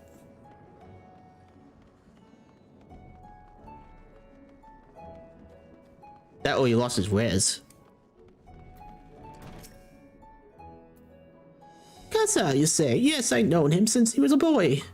If there was ever a man who was born to be a merchant, it was him. Always early to depart and late to return. He spent his days procuring the finest wares and seeking out willing customers. I would say it came to him as easily as breathing. Sadly, business was flagging of late. No surprise, really. But with how dangerous travel has become, he was cooped up in his house from dawn till dusk the other day. No doubt racking his brain for a way to turn his fortunes around. Then at night, I heard the door open and looked up to see Gasol sitting on the bench, his head hung low. A man with the weight of the world on his shoulder. I see, the situation must have been quite dire indeed. Did you notice anything else out of the ordinary? Nothing to speak of, other than the troubles with the consortium. It was the same old Gasol, Audio and honest, like always. These questions you're asking, has something happened to him? He wasn't caught up in the terrible accident at the bazaar, was he? I don't travel much these days, but my daughter's told me not to venture outside. Stuck in here as I am, a little about the bazaar going on. As I'm sure the city is safe for now, but the situation may change without warning. Would you stay close to your daughter and be prepared to take refuge should the satrap order it?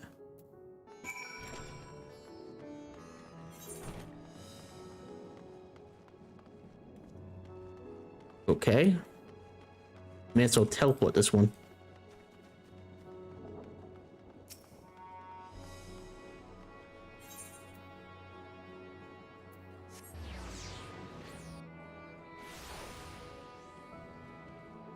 Oh, damn.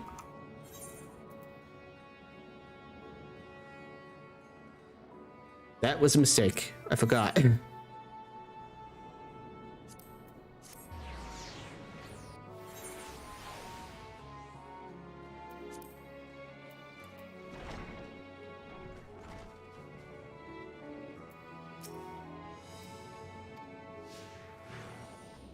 Sometimes it's easy to forget.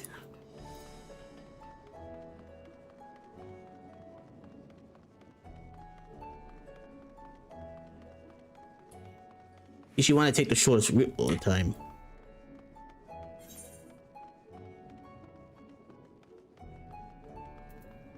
Go up the stairs and take a left.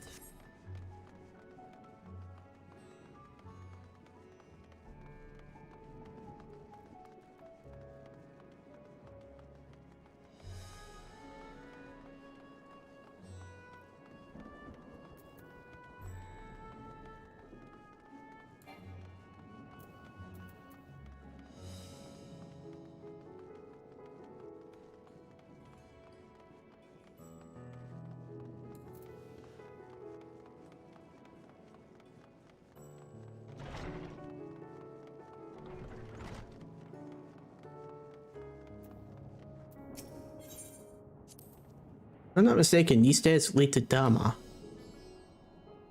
It is quite the sight, the red sky above. During the final days of yore, the heavens burned and the stars fell. Creation magics run amok. That was my assumption when I saw Amarot. Perhaps the ancients believed the same, that the terror of a single, powerful individual was the cause of their calamity. And yet, those self-same horrors now manifest themselves before our eyes. What could it be that sets the heavens aflame and turn ordinary men into beasts?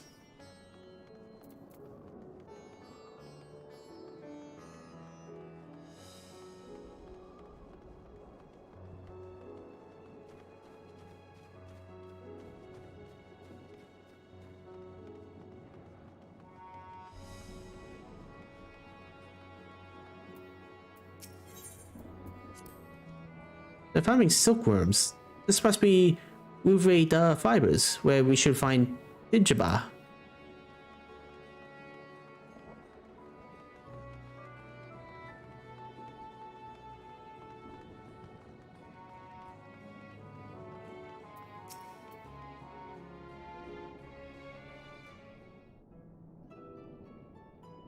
Hello, I say, there's no time to waste.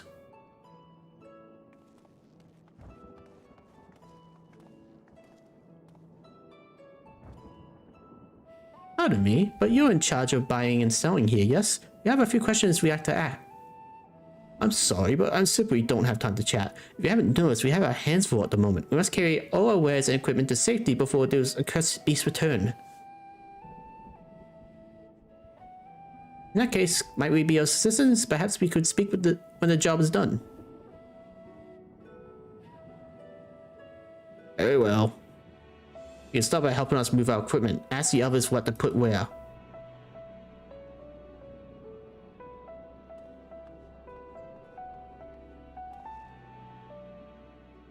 You could carry out fabrics.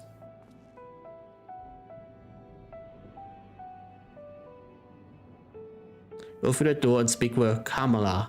She'll tell you the rest.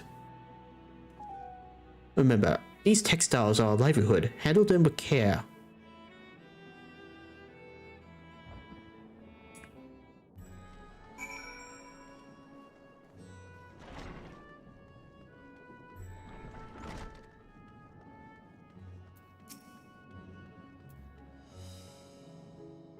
This area is employees only. Out, out. What's that? You come to help? Oh, praise be to the Mind Uvia. Kind stranger, I ask. Welcome your assistance. On your way here, you passed 3 storehouses, yes? Why do you carry that small crate to Nabrifal? At a storehouse near the hatchery. This crate of clothing is for Manuha. And that massive crate there goes to Simula in the middle storehouse. Watch your back with that one. Those are all the crates we have ready. Once they are delivered, consider your work here complete.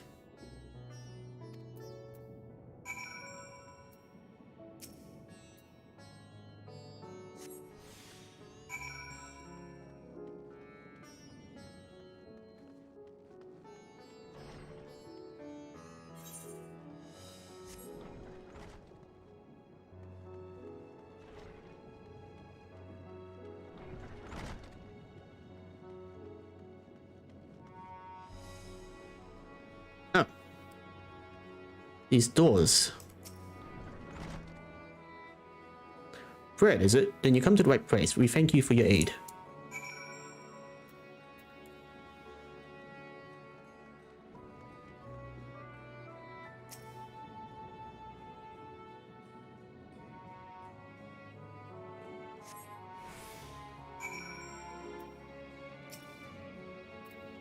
If you have any crates and finished products such as carpets, clothing, and the like, pray bring them to our primary storehouse.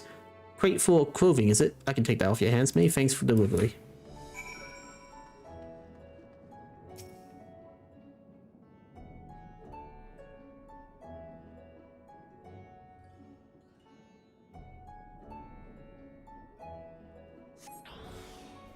Oh god.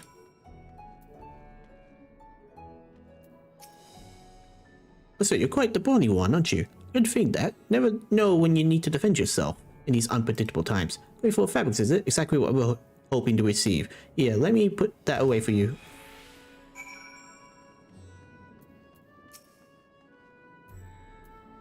You carried all the crates to the storehouses, you say, and so quickly too. I've never seen anyone so strong. I and my associates will see to the rest, so please return to Jijabaha and assume him to our workers proceeding apace. To tell the truth, we're grateful for this distraction. Too many terrible happenings of late. But generous souls like yourself give me hope that we may emerge from this trial even stronger. I pray we meet again in more peaceful times.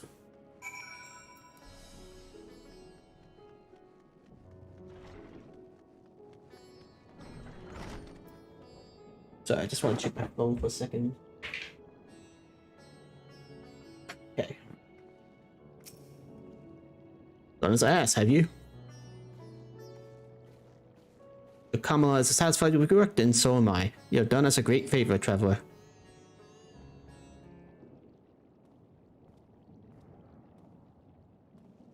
I too have delivered the instruments and apparatuses entrusted to me. You both have my thanks. With our wares safely stored away, we would not use any more of those fiends.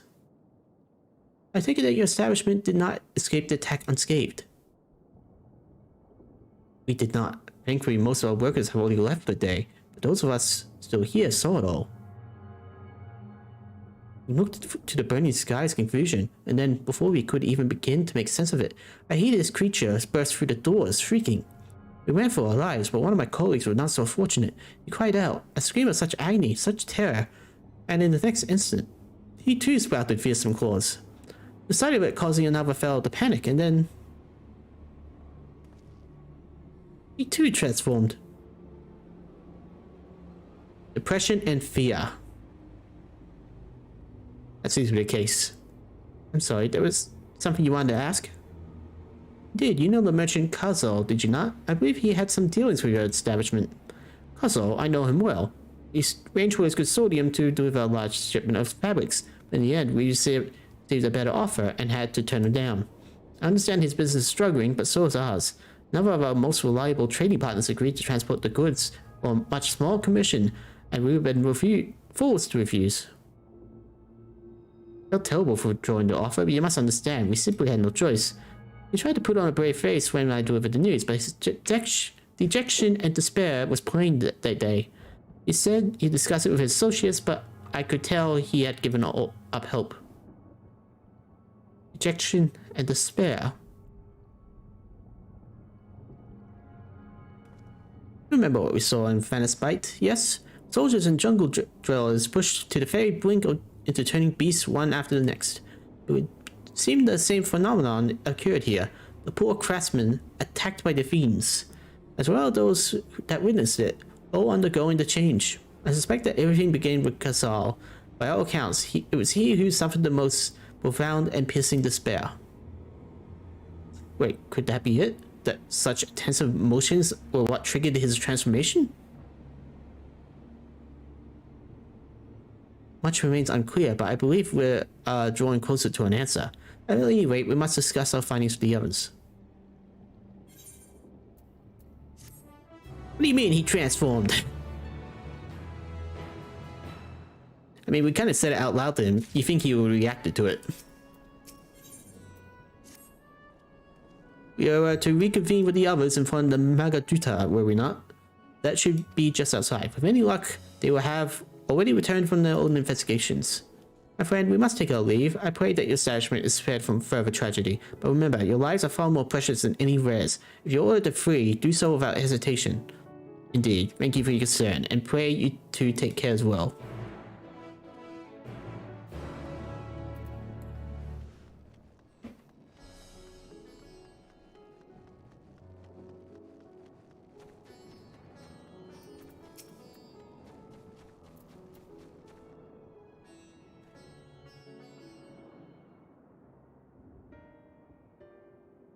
Okay, this one has to be voiced.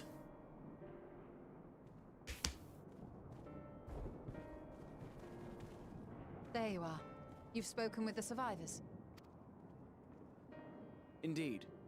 We thought to share what we have gleaned, that we might together gain a greater understanding of present circumstances. Fortuitous timing. Alize and I completed our own investigations not long ago. Then we should take a moment to compare notes. Shall we begin with the two of you?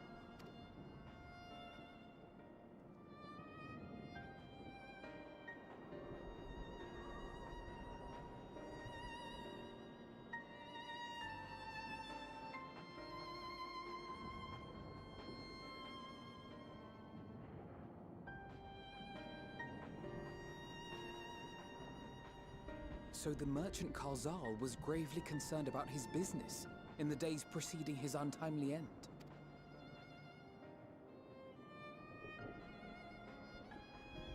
The tales we heard were much the same.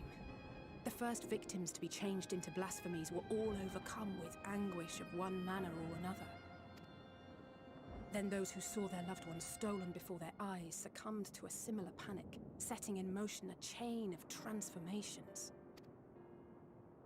Fear, unease, despair. These negative feelings serve as a catalyst. If so, then it is not unlike the calamity that befell the ancients. With their creation magics, they unwittingly gave form to untold horrors. Had they simply lost control, surely it would have manifested in many forms, not all of them monstrous. Yet somehow, this phenomenon is triggered solely by the darkness in their hearts, a common thread with what we now witness.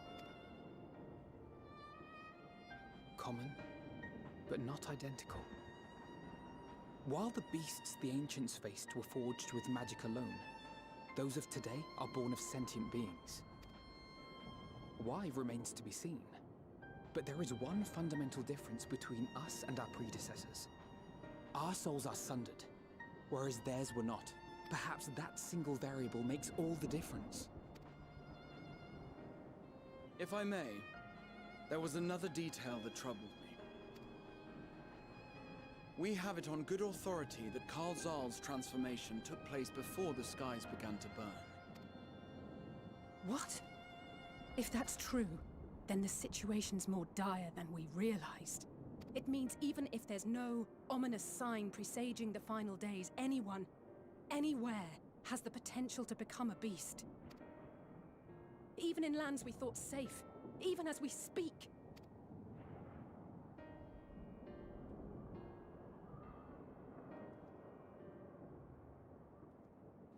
Look! It's the satrap! The satrap! Thank the heavens.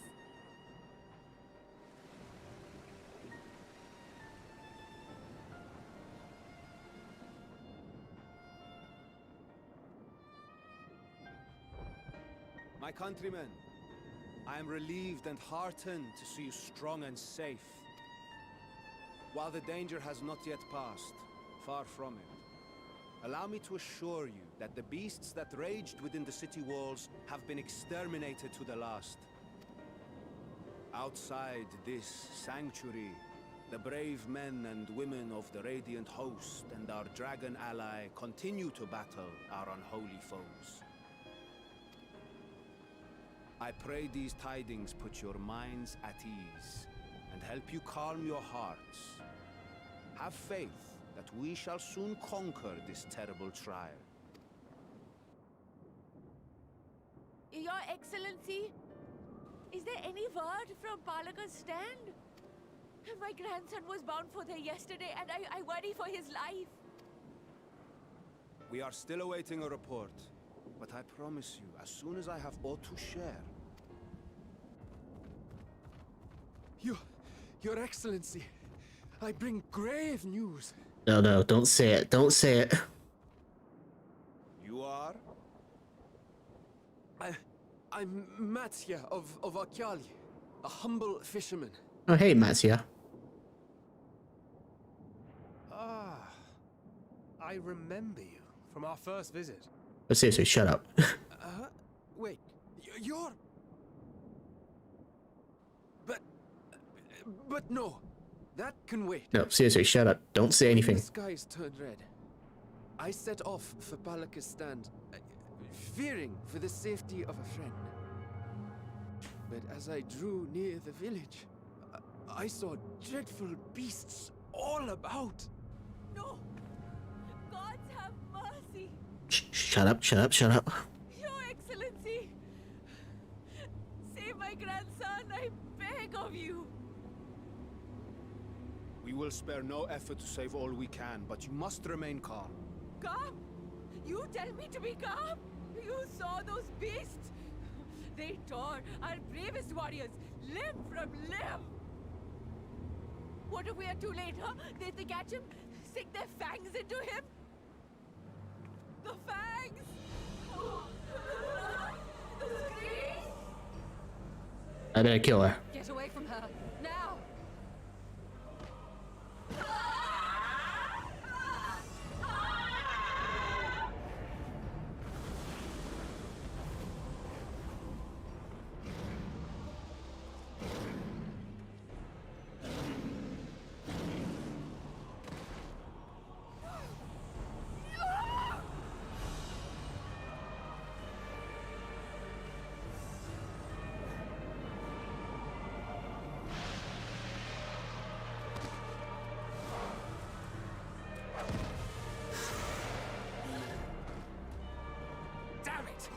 We've got to kill them before it spreads. We'll handle this. See the townspeople to safety.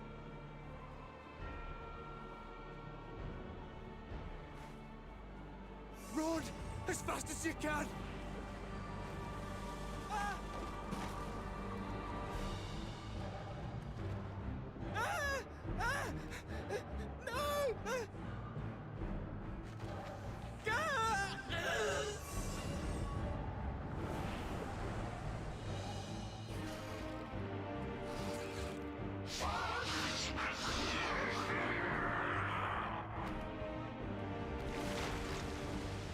Ooh.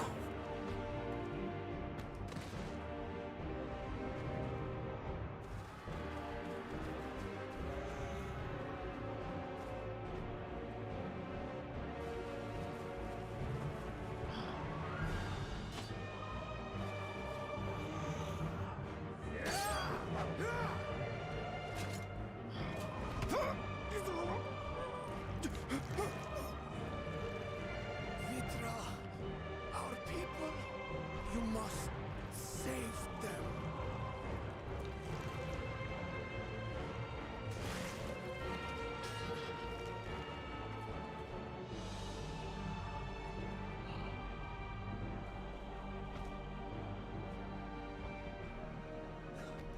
My son.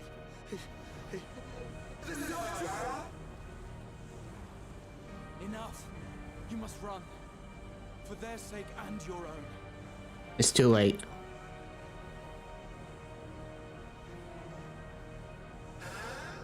Yes. Oh. You'll survive. You must.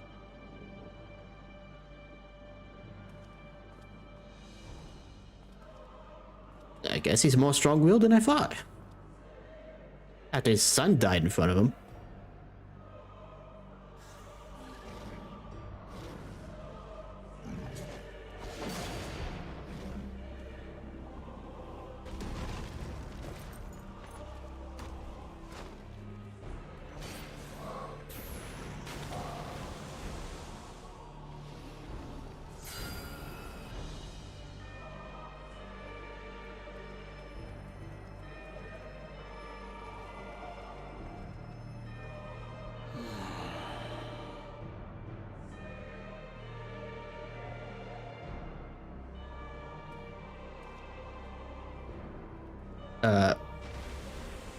He's surprisingly calm and relaxed.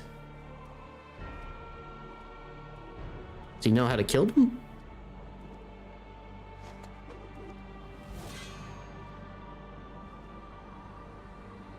Be strong, my friends. Fear not, for we will defeat these abominations.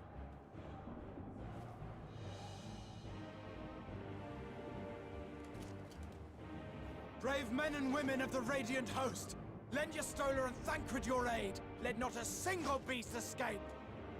The rest of you, flee this place. Carry the wounded if you must. Head indoors or underground. Above all, stay calm.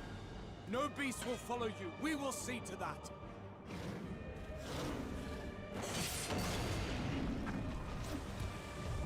Alphino! Alice! Leave the city to us, and make for Palaka's stand at once! Matsya, show my friends to the village! I promise you, they're more capable than the host's finest! Right! Go with them, will you? We will save these people, as many as we can. Good luck, Gratia.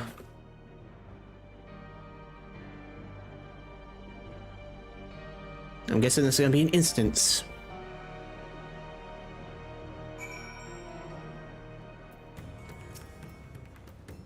Must say Pakala stand, whatever it takes. Matsya, it pains me to put you in harm's way, but I would ask your aid as well. Of course, Pakistan stand is not far, just down that hill. But as I told His Excellency before, the path is blocked by terrible creatures. I have no choice but to turn back. In that case, this is what we shall do. Dora, I ask that you lead and dispatch any beast you encounter. Alice and I will keep Matsya hidden amongst the trees, and follow when the path is clear. There's no telling what danger awaits us. Keep your eyes peeled.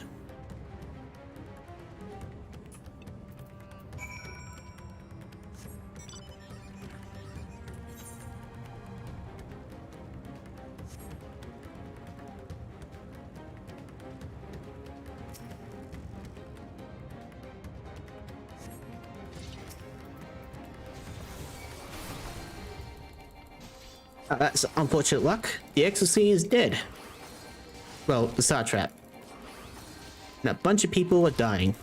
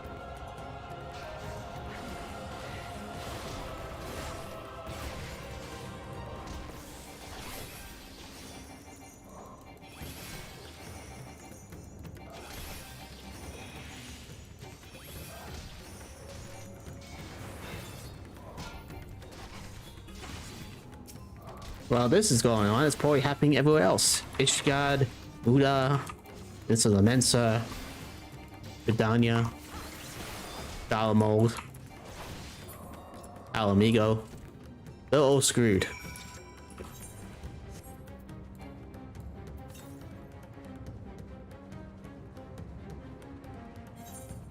Just have to come back for the ethers because this seems more important.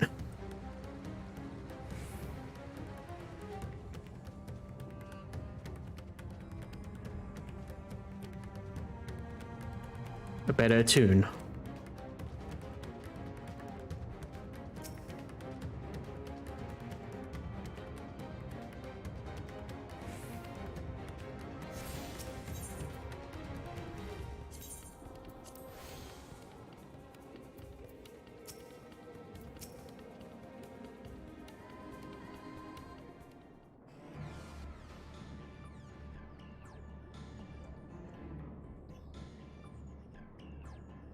Cannot be.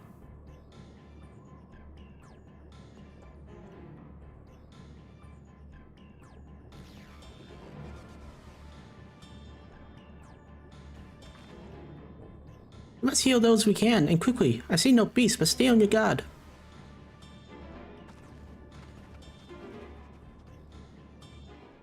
Yeah, watch one of them turn.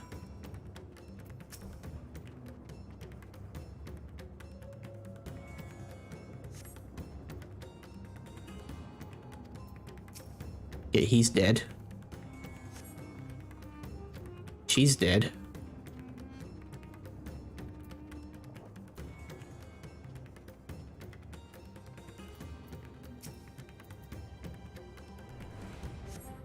Oh, his villager's injuries do not appear to be life-threatening. He does not respond to your efforts. His breathing grows more ragged and shallow, and his vacant eyes are those of a man who lost the will to live. Even if I wake, the nightmare goes on. No, leave me to sleep. He's dead.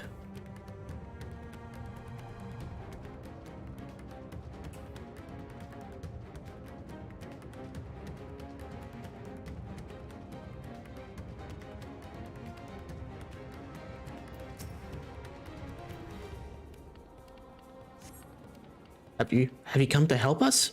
Too late, my friends. Okay, he's gonna turn. I better put him in his mystery. It doesn't work that way, unfortunately. Are these the only villagers who survived? I can only hope the Albers managed to free. But if this is the rest have been turned to by beasts by the Trove, let's do what we can to see the damage spread no further. And no matter what comes, we must keep our spirits high, lest we ourselves suffer a similar fate. Okay, attend to the rest. Right, look after Matsuya. No doubt what he has seen here has raised even heavily on his heart than ours.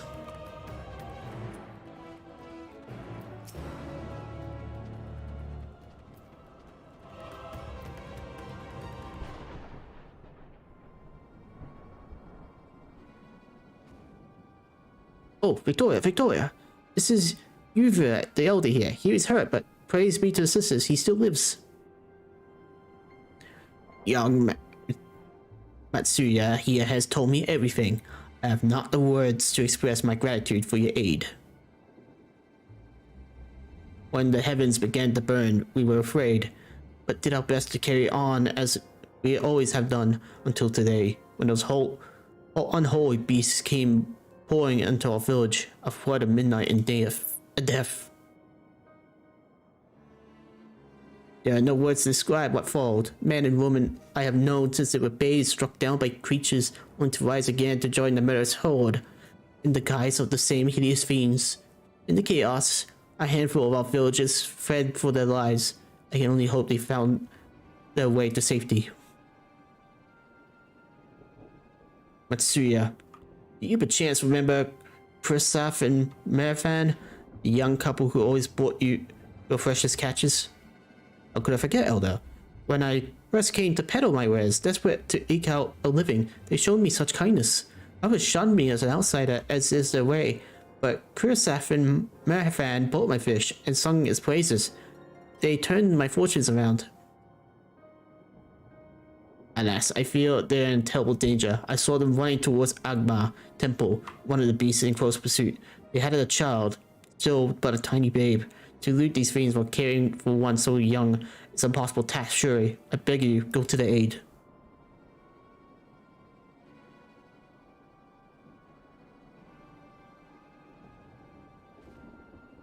I want to help them, yet I am but a fisherman. I cannot face beasts on my own. Will you come with me? Oh, thank you. Agma Temple lies to the rest of here. We must hurry. I'm here. Is there ether around here? Not really. Okay.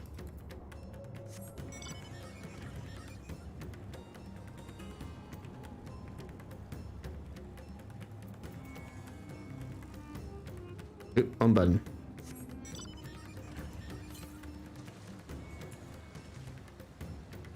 Should be able to get the ether around here.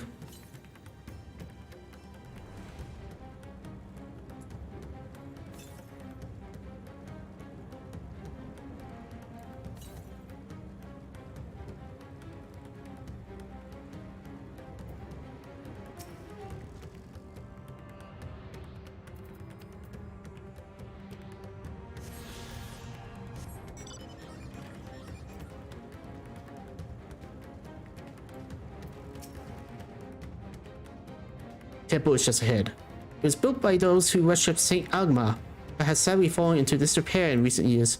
When my friends made it this far, no doubt they are hiding somewhere amidst the ruins. No, please, stay back! Ah! That was Kristoff. Oh no, this is not good. Please do. The cry came from the ruins. You must hurry. Yeah, it sounds like they transformed.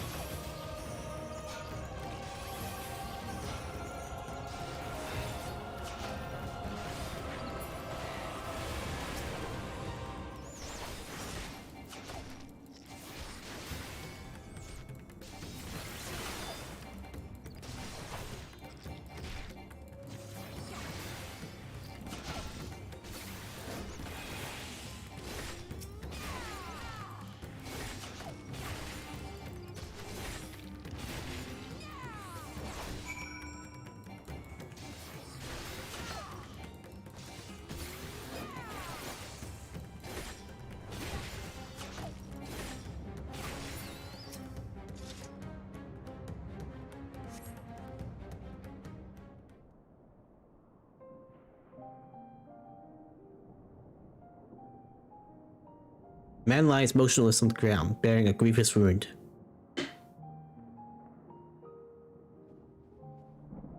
I'm sorry, Victoria. I tried to stay behind, but I couldn't.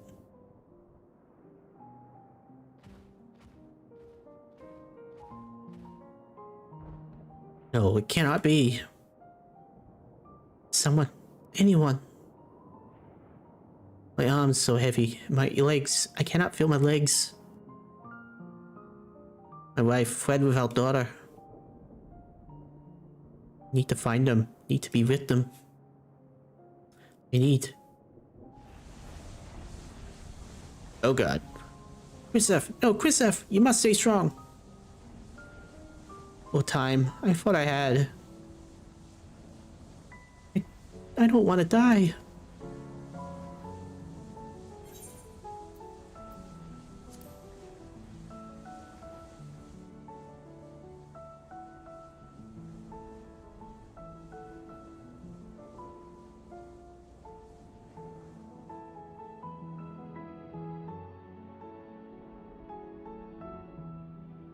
Thank you. Excuse me. Please find them.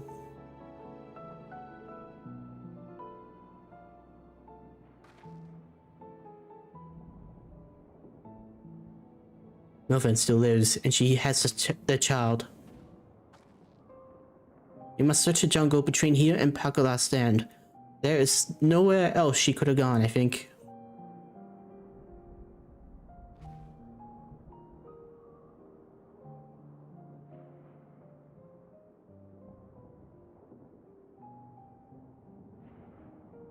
Give me Chrisaf. Once we have saved your wife and child, we will return and lay you to rest.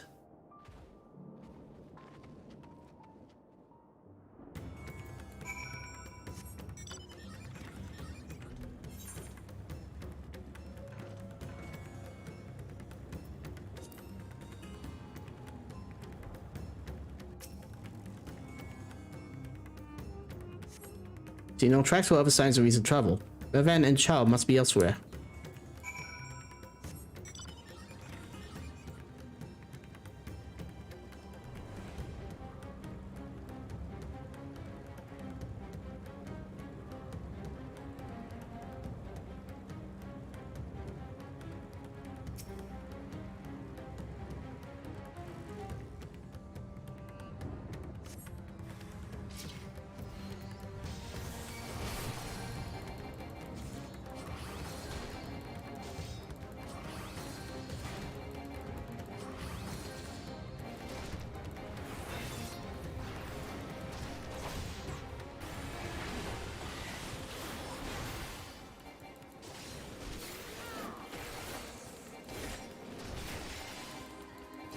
Sorry if you hear me sniffling. Kind of an allergy season at the moment.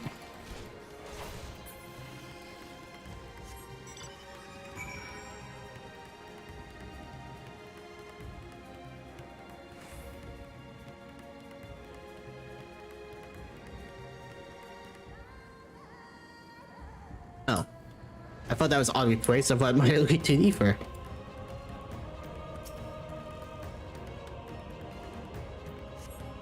The man and daughter came through this area recently. You see no evidence of the passage. Yeah, and I'll do enough to back to the city.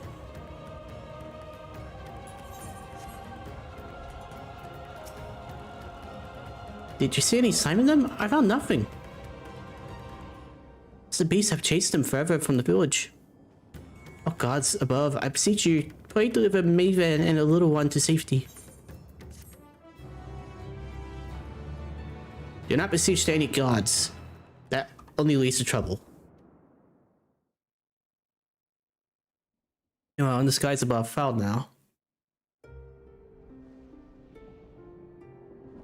Fafnir, I should say.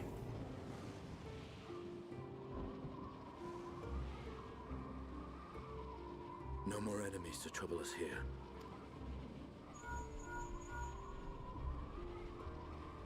It's me.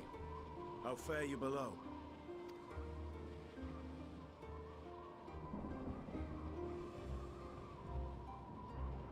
Understood. I will inform Vritra. Probably best not to.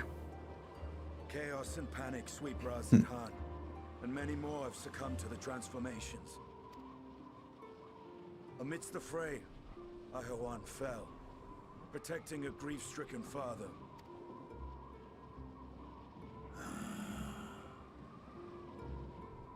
My friends fight alongside your Radiant host to secure the capital. Beasts have been sighted in Palaka's Stand as well. We have divided our forces in hopes of quelling the threat there. Of small solace is that we now know what triggers the transformation. As my companions tell it,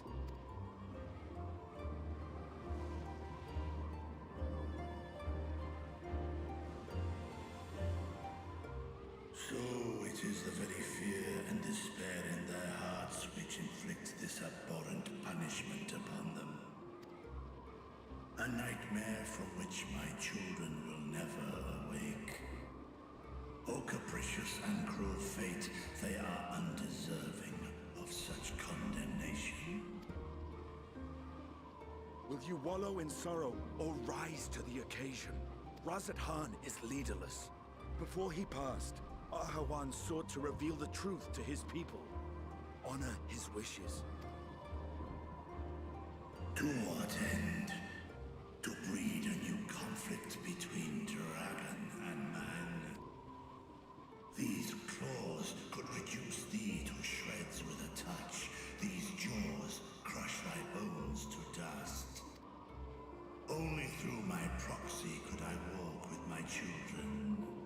Without him, I am a bringer of fear, no different from the beasts which beleaguer them. Perhaps so.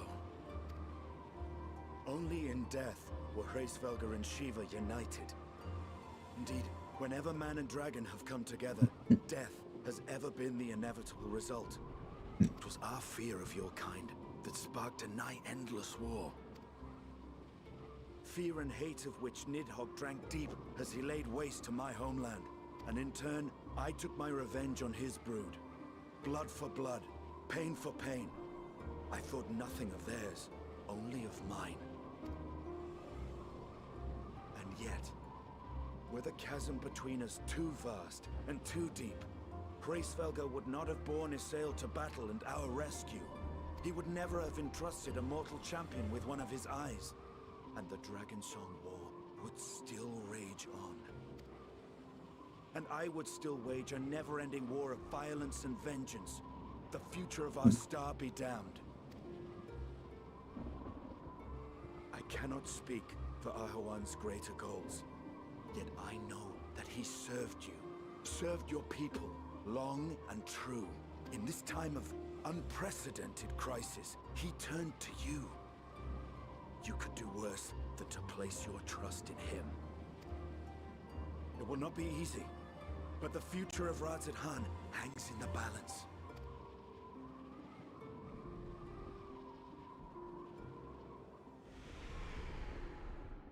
Ambush. We have company.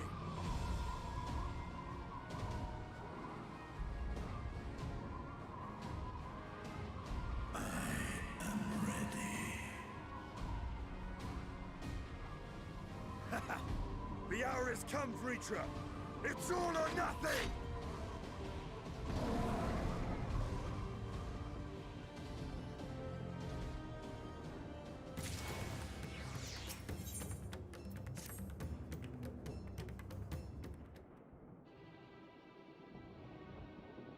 If Melvan fled deeper into the jungle, she and her child are in grave danger.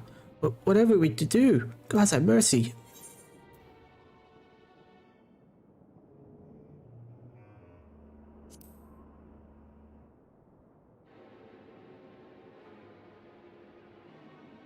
Pierre Kasumi? What are you talking about? That I too could become a beast? I understand, I think. I seen to the wounded. How did the two of you fare? Did you find your friends?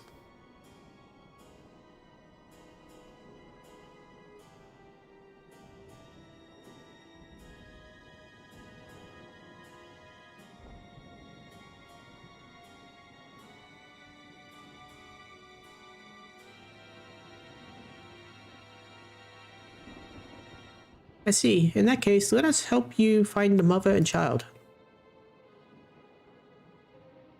Before we leave, we must ensure the village will be safe in our absence. Alzay and I will patrol the area in search for more beasts. Would you and Matsuya speak with the elder further event?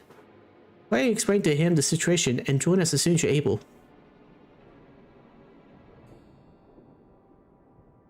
It will save Mervan and her child. We can do that much for Kurasaf.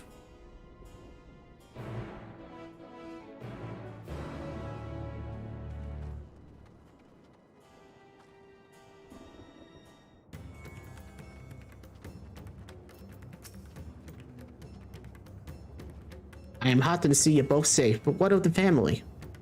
We found Kurasaf, but he... Say no more, I understand. We have lost another of our dear friends. Kurasaf may be gone, but there's still hope for Mervan and the child. Please find them, I beg of you. And if in your search you come across anyone else who escaped the slaughter, pray tell them what has happened. I will do my best to keep the villagers safe and their spirits high. Come, let's rejoin your friends at once.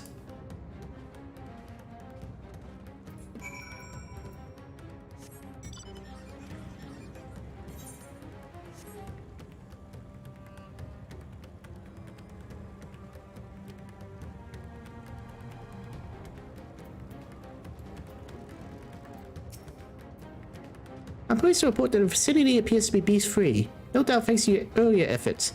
And with that, let us resume our search for your friend and your child. Where should we begin, sir? If we follow Chris Rhoda south, we will arrive at Pasuria, a temple, a sacred place where people go to commune with the divinities. It's possible that Maven sought shelter there, and perhaps other villages as well. And so, Masuya, stay close to me, alright? You two, take the lead, keep an eye out for beasts and anyone in need of help. Very well, we'll make for Pasuya as quickly as we are able with me. That's not good. We're gonna summon the Bible? In this chaos? Yeah, that's the only thing I can think of.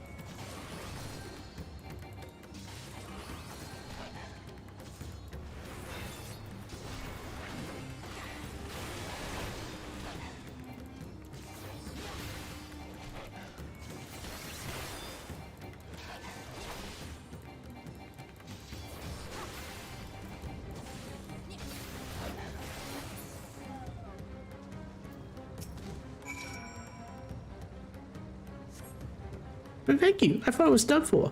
Maven? She is a friend of mine, but I have not seen her. She must still be out there somewhere, trying to avoid the beasts. And with her child, God's worry not for me. I can make my way back to the village on my own.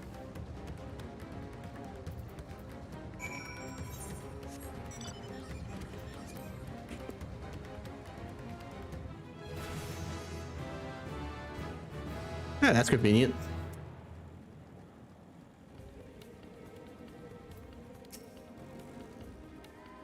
Victoria, wait. Pasuya lies just up ahead, but something terrible has happened. The beasts have come, and many have already been killed. I've known now as they have gone to do what they can, but there are also so many more than I can count. You must be ready.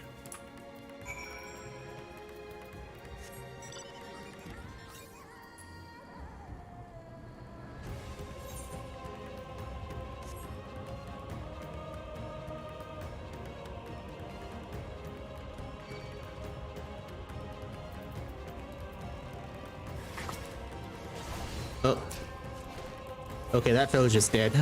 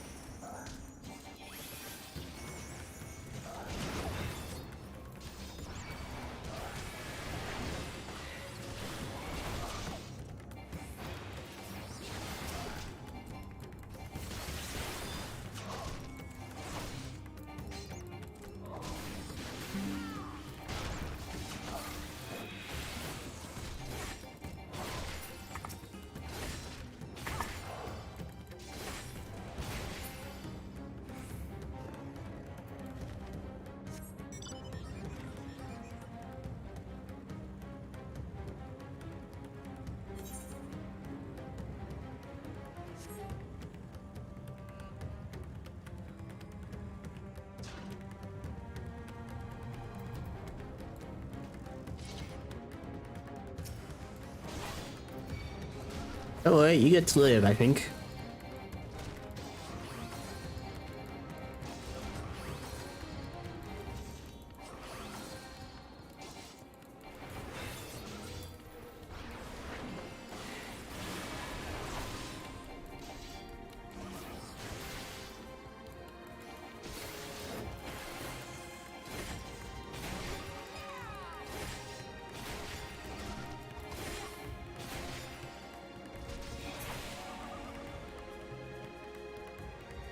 Yep, you live.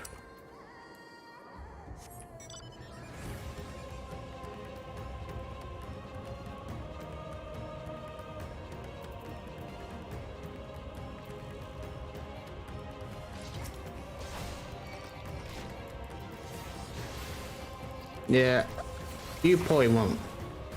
Where you're standing.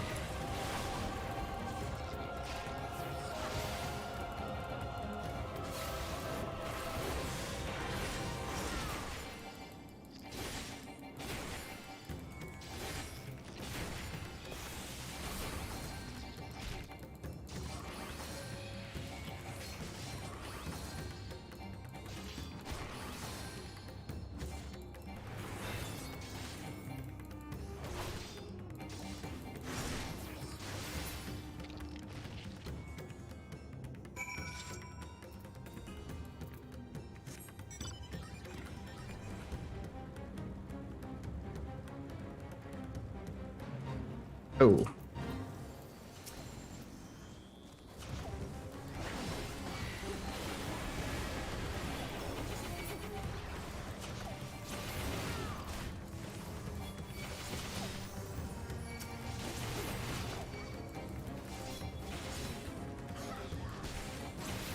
Guess I'll stay and help them.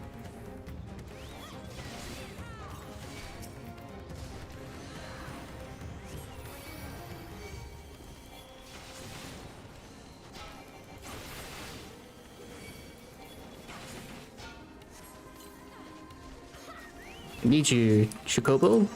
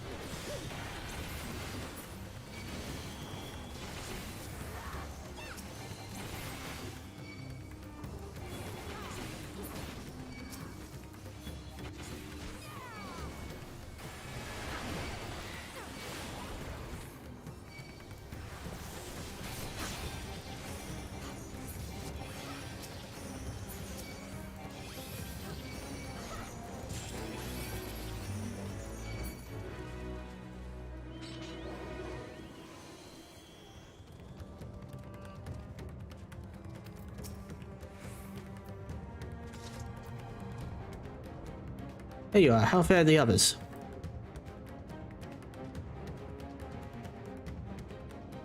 I see. You seen to all the beasts in sight? In that case, let's have everyone gather in front of the temple.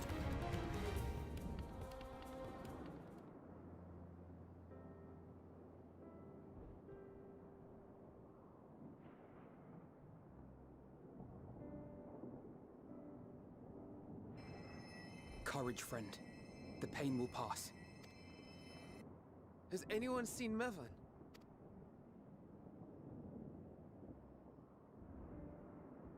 Where could she be?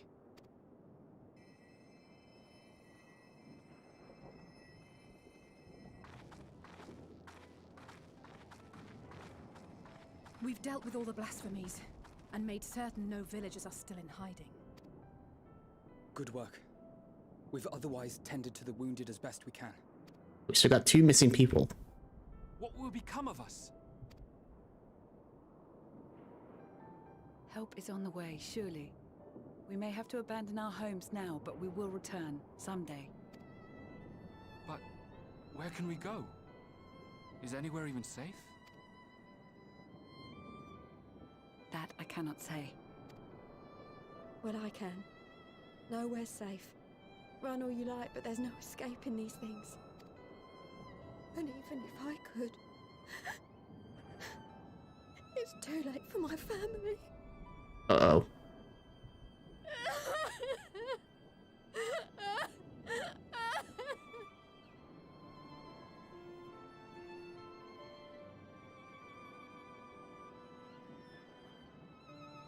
This isn't good. The more they dwell on the tragedy, the more likely we are to lose them too. Yep.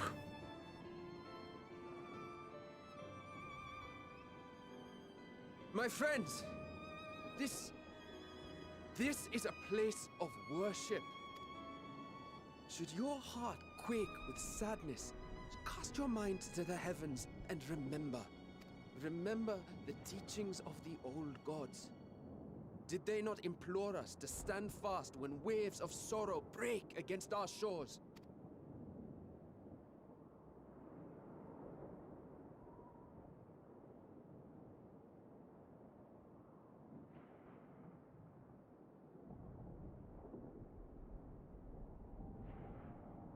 Know this, my children. There is more ugliness than beauty in this world. To live is to suffer. To drink of calamity and drown in anguish. To toil and be tested, always and ever. 'Tis a perilous path you walk. Death lurks in the dark, and is the sole promise that awaits at journey's end. You will tremble with terror. You will weep tears of anger and despair.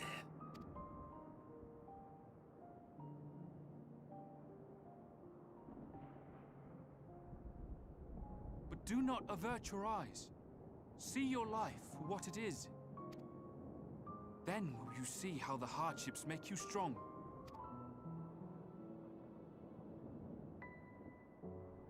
Every doubt reforged as scales for your armor. Every agony to temper your blade.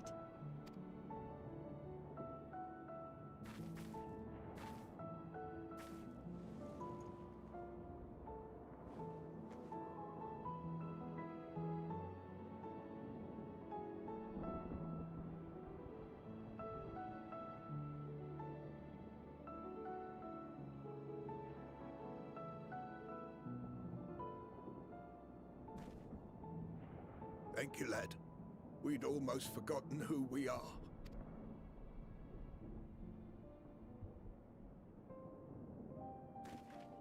My undying gratitude to you as well, my friends. You were searching for Mevon, no? We must return home. I pray you help the boy find his friend. Gladly. We dispatched what beasts we could, but the roads are still dangerous. Stay together and go in safety. Perhaps one of us should actually go with them. No? That was very impressive, what you did back there. Those words seem to resonate with your people. They should. They were the first spoken unto our ancestors by the divinity of legend. I'm easily upset, and fish are wont to flee a temperamental hand, so I recite the teachings over and over to calm myself. They're lovely and inspiring to hear, though I imagine they were born of great misfortune. They are born of life. There's as much bad as good in it. More, many would attest. All the more reason to appreciate the good when you can. I won't argue with that.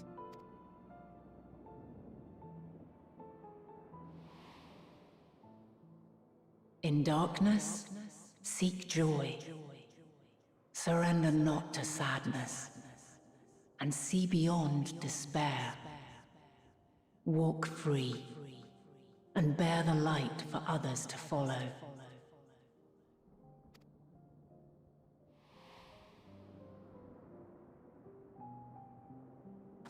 And with that, let us see if we can't find Mervyn.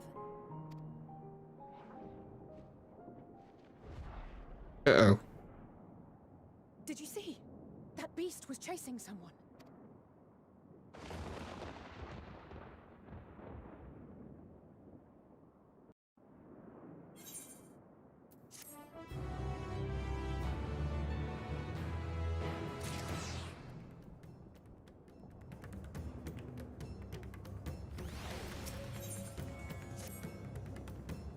Oh there, my view is blocked by the tree, so I'm sure I saw someone being chased by a beast. Tori, go with Matsu and search along the river. Afanada and I will circle around from the south.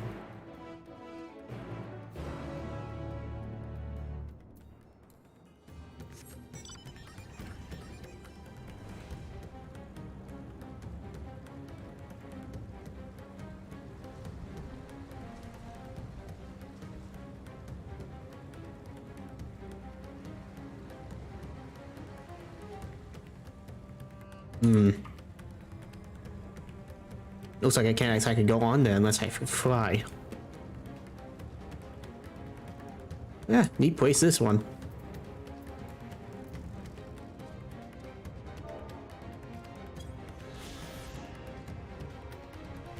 Is this some kind of secret passage? Temple?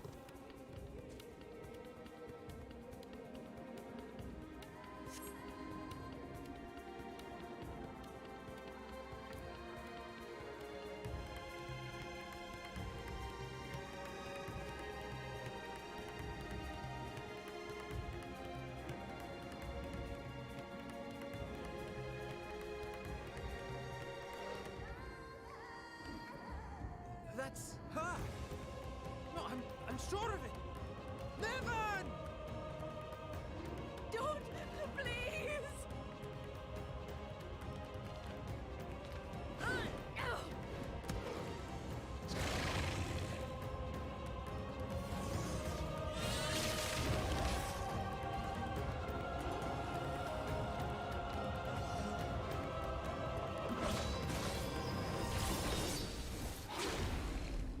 Ooh.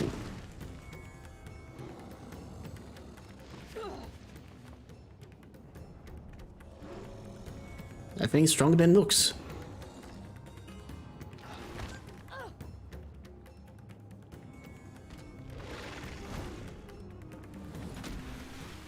No! God have mercy!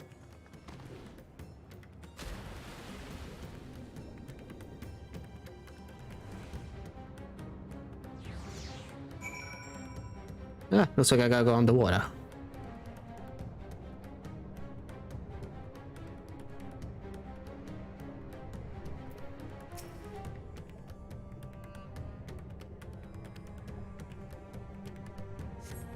As life its body floats before you, battered and broken, her death no doubt came swiftly. Her infant daughter, however, is nowhere to be seen. Yeah, that's not good.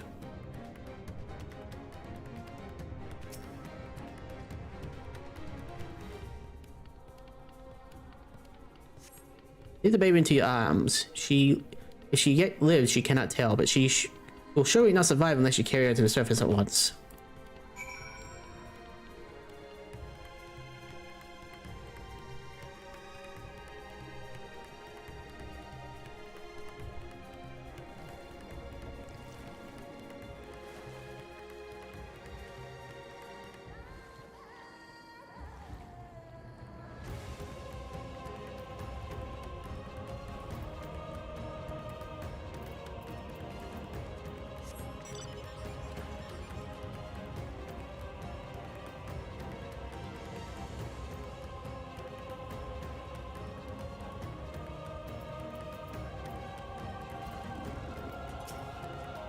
You find Maven and the child?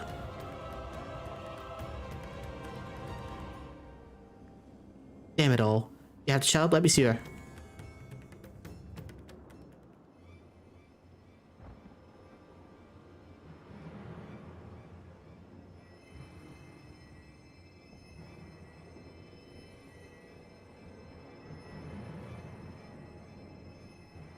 She's so cold, Elfino.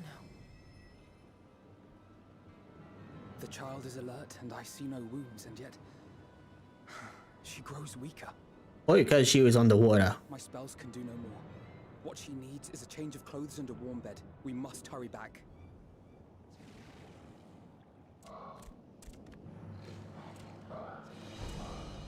Not now! Matsia, take the child.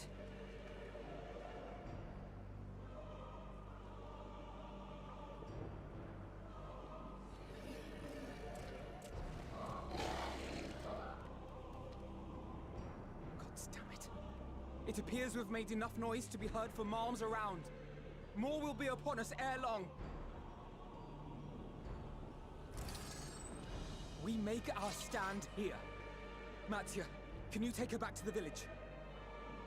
But the child, all by myself. You can't be serious. The beasts will follow you home unless we stop them here. And so we shall. Be strong, Matsia. Her life is in your hands. Right. I can do it. I know you can. We'll keep them busy, Matsia. Go! Quickly!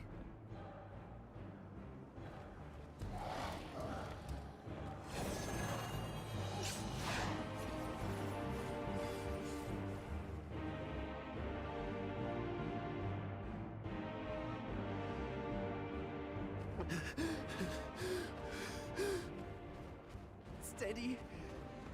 You know the way.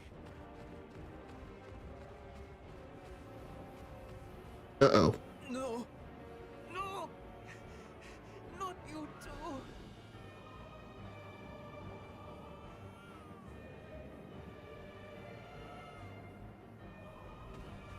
Don't be afraid. Don't be afraid. To live is to suffer, to drink of calamity. It is a perilous path. Death lurks in the dark.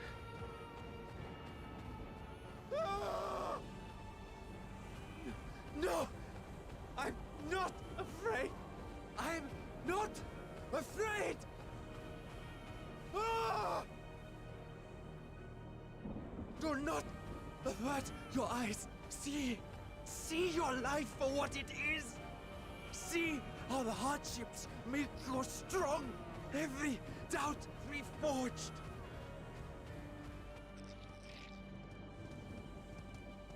Ah, man.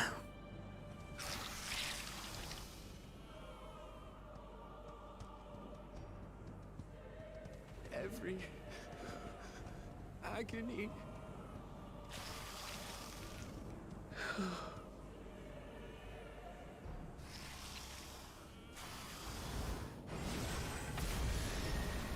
Ah, good obsidian.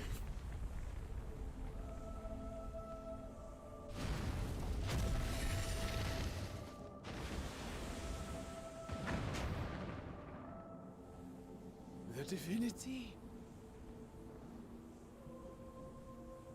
Nay, but one who would deliver thee just the same.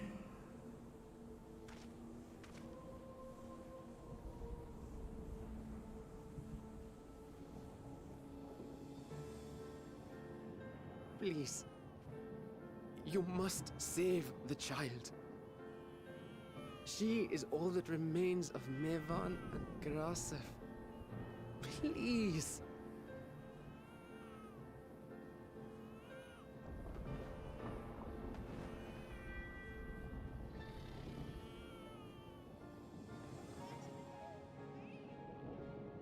Well, well. Seems the babe's taken a liking to you.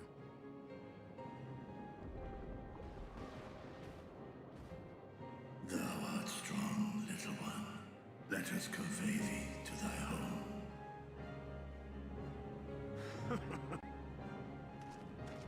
I spied our friends as we flew in. They appeared to be holding their own against the Horde.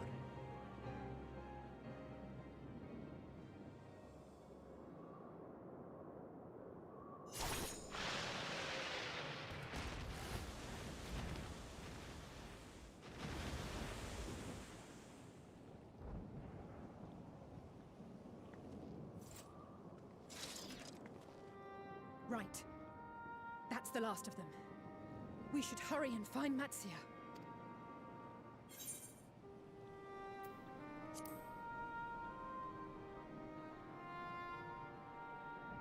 What, like divine aid? A fine battle it must have been. Shame I missed it. Estinian, it was you who came to Matsia's aid. I was only along for the ride. Vritra was the one who saw the boy was in need. The two are headed back to the village. Where the worm will honor Ahiwan's wishes and finally reveal himself to his people. Perhaps so. Will you go and join them?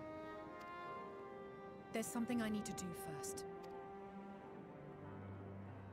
Mervyn gave her life so that her child might live. She deserves better than to be left to drift alone. She deserves to be laid to rest beside her husband at least. Will you help me?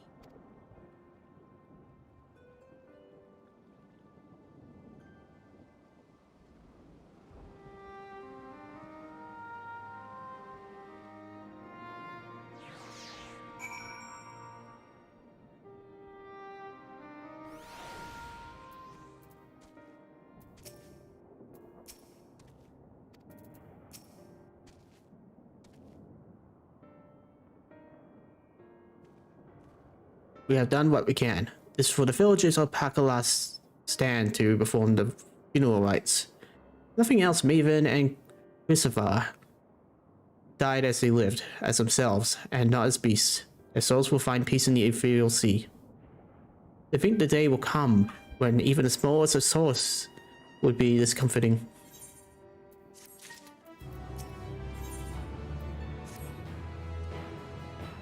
Are you ready then? In that case, let's head back to Pakala stand. No doubt Feature is raiding us.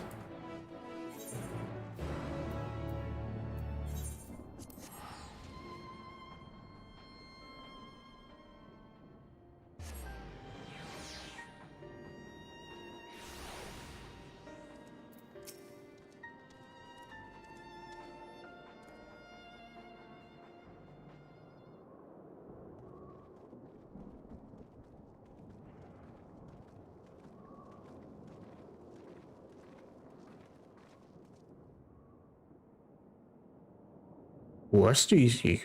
All is well here. Dog Matsuya returned with the babe safe in his hands. Owing to a warm bed, the girl have already begun to gain strength.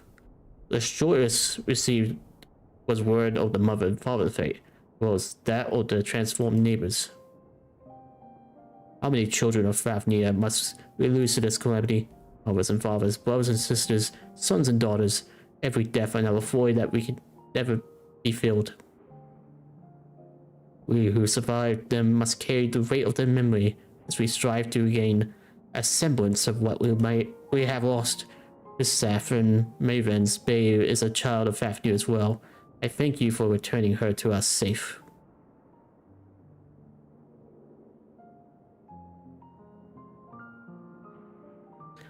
O most great and merciful Rim, I have not the words to express my gratitude. They say that were it not for you, brave Matsuya and the child would have been lost to us forever. Long have I heard the rumors that a mighty dragon had forged a pact of friendship with the satrap. Never would I expected such a kind and gentle soul. Truth in part, but not in whole.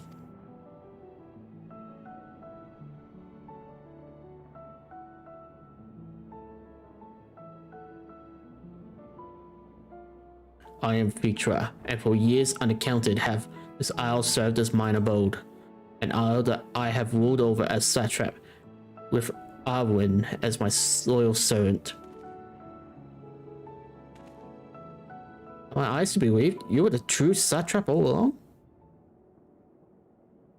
No.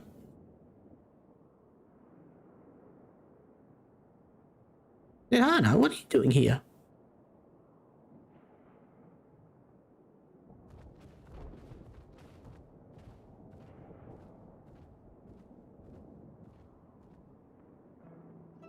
I heard from the Radiant that you've gone and helped the people of Pakala stand in their time of need, and so I and several of my colleagues from the great work come to offer our services. The alchemists have already brewed up some potions for Maven's daughter. But enough about us. You and your role are a far greater enigma. If you were the true satrap all along, could it be that young Fashnia was created to serve as your emissary? Don't disrespect the boy. What a circum. A rumor has circulated for many years around the High Crucible that our most skilled alchemists were once commissioned by the satrap's family in secret to fashion a mammoth indistinguishable from a living boy. Looking at Fashnia with that knowledge, I simply put two and two together. I was not alone in drawing this conclusion, but like me, they no doubt recognized that the satrap was using a sirocrum to work more closely with his people and decided not to press the issue. I always assumed one of Erwin's associates were manipulating it from afar, though the truth is indeed far more surprising. It is an honor to meet you in the flesh, Master Fitra. Pray allow me to express my gratitude. If you had not believed in us and given unto us your scales, I do not know where we will be. Thank you from the bottom of my heart. This thou and thy fellow alchemists that fashion the means to unmake the towers, you are the saviors, not only of Razadan, but the star. Not too kind you are, Master Fitra, but the star yet wants for salvation. Once more, with my colleagues and I commit to the knowledge and resources at our disposal to the mission of aiding the people in this their darkest hour. It seems this place is in good hands. I will return to see how Razadan fares. What will you do, Scions? We'll wait for the survivors we met at Pusula. Shall we pay them a visit before making our way back? In that case, might I ask a favor? Nothing too burdensome, I promise. This way.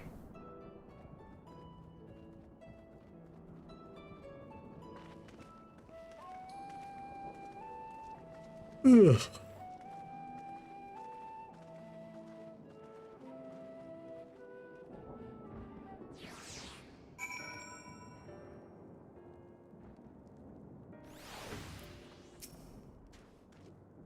Need to simmer just a bit longer, I say. In the meantime, I was hoping I might ask you a few questions. Red Sky, these terrible beasts, what in the name of the sisters is happening here in Fafnir?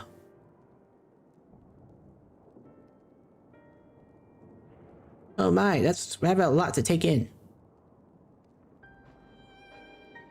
It would seem the situation is even more grave than we suspected.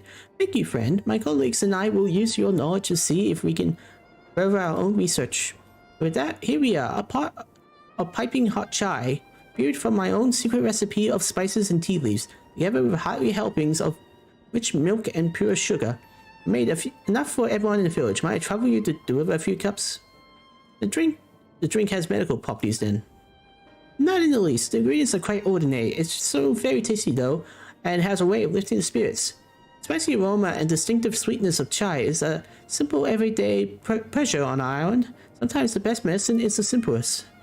I love your sentiment, Nidhana. By all means, allow us to assist.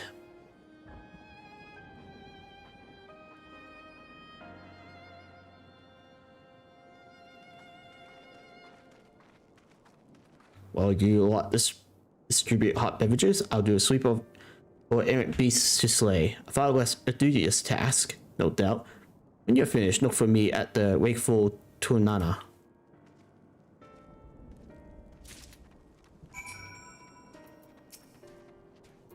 Look at them all lazing about, knowing full well beasts might strike again at any moment. Do you not realize their lives are in danger?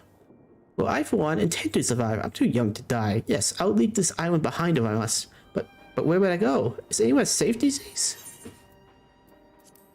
Shut up and take some chai. A cup of chai? Can't you see I have more important things to worry about? No, you're right. It's precisely in times like these why we must strive to remain calm and steady. I believe I'll visit the Elder and see what needs to be done. If there is any way I can help my village and my friends, I will do it.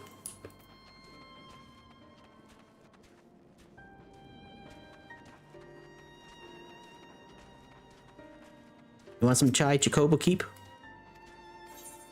No? Okay.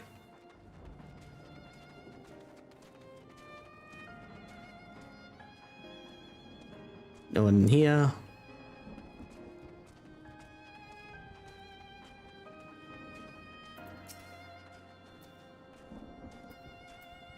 Wait, I know you. You're the one who saved us from the beast back at the temple.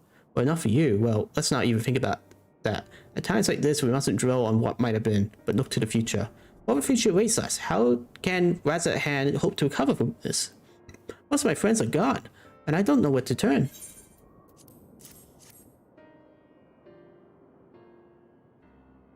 A cup of chai? Well, if you insist. Ah, the aroma has a way of clearing the mind. Come to think of it, we faced our fair share of trials in the past as well. No matter how hard the times, we always come together as a people united. One day at a time, one step at a time. Well, that is all any of us can do. Yes. Back to work. Once I finish this cup, thank you.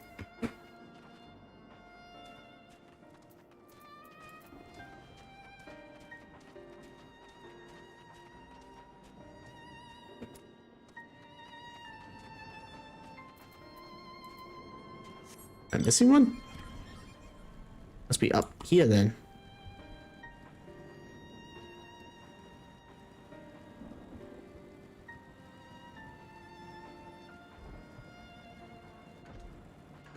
Yeah.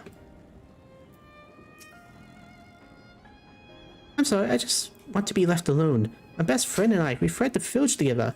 One of the beasts took him, and then it was all I could do to run. All the while, I could hear this monstrous voice screaming my name.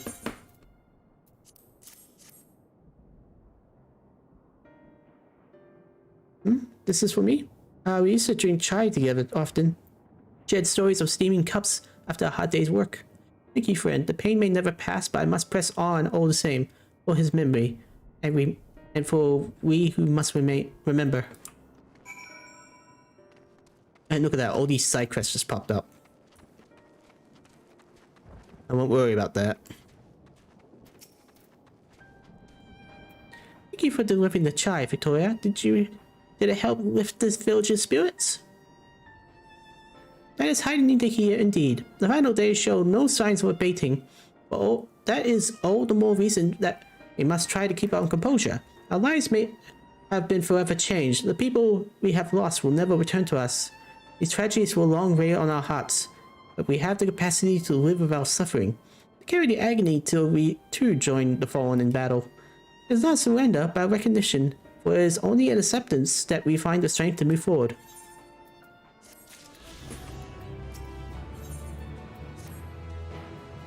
As you have finished your deliveries, might I talk to you for a moment? I was curious to know what has become of Maven and Grisaf's remains. Oh, thank you, friend. Surely they'll be able to rest peacefully by each other's side. I and the people of Pakistan will perform the rites as soon as we are able. As for the child, it will not be easy for her growing up without her parents. I'm supposed to do what I can.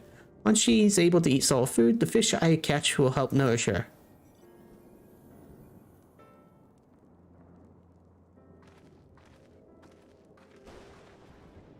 Oh, we finished delivering the chai. I do believe everyone has a piping hot cup. I could almost believe that there's a magic at work, how the tensions fade with every sip. Let's pray that Pakistan has seen the last of these transformations, at least for now. They are still at risk, as every village in Vavnia, like as not, still. I trust we can leave this place in the care of our friends from the Radiant and the High Crucible. Shall we return to Razathan? By all means, do not let us keep you further. There are still many who have need of your wisdom and strength to deliver them from this terrible calamity.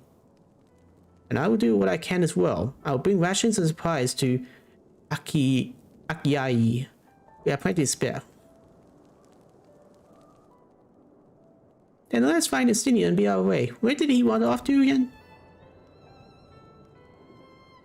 The way for Torna? Near the bridge to Razathan, as I recall? Very well then.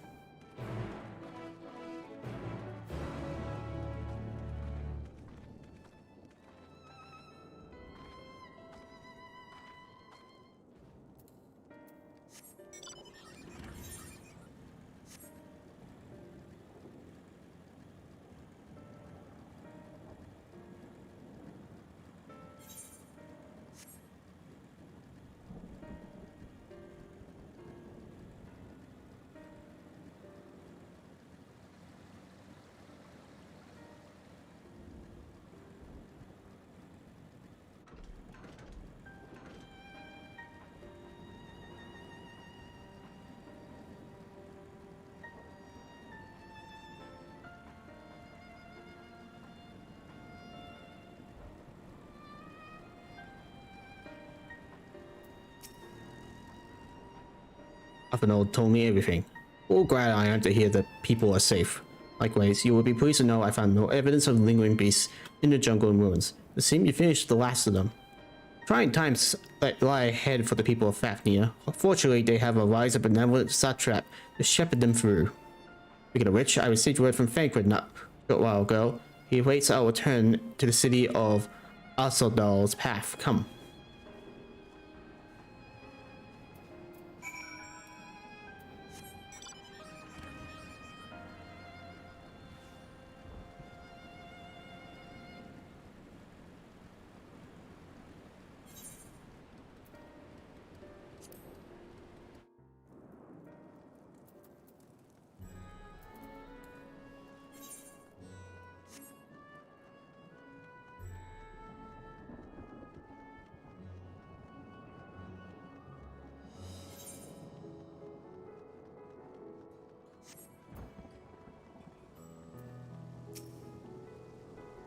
It's good to see you safe. Given the sky, it's all too easy to fear the worst. I'm pleased to report we have succeeded in quelling the threat here in the city. The beasts have all been felled, and citizens are safe for now. Also heard from the Radiant that an important proclamation will be made in the city square, though they said no more than that. Do you have any idea what this is about? The future is finally coming out from behind the curtain. I suppose we too should hear what he has to say. To Mega Duta then, but before that, it would appear that word of the assembly has not yet reached all citizens. And everyone along the way seems unaware, we best enlighten them.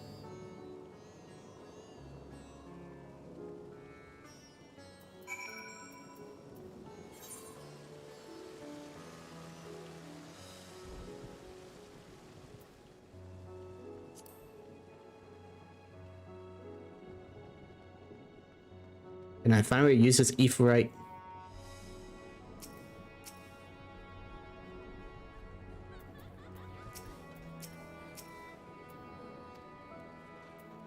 When is the cable guy gonna fix that?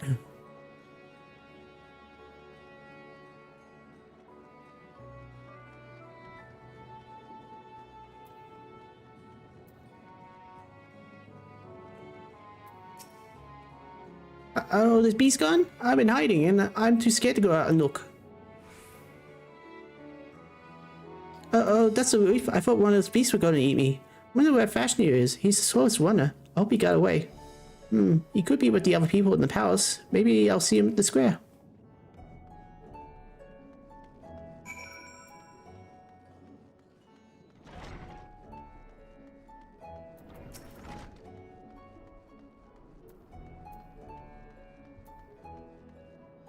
Leave me, please. I swear to you, my flesh tastes absolutely terrible.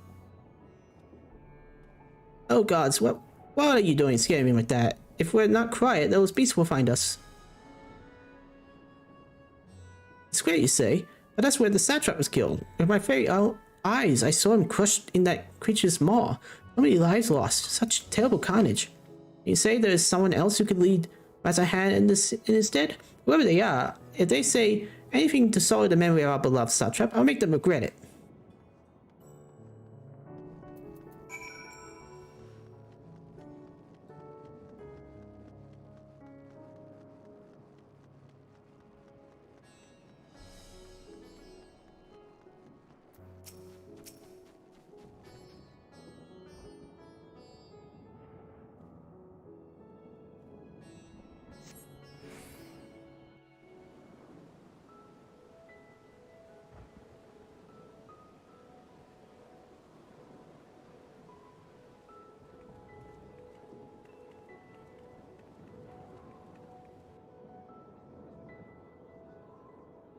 There's no more bad news or it's gonna end worse.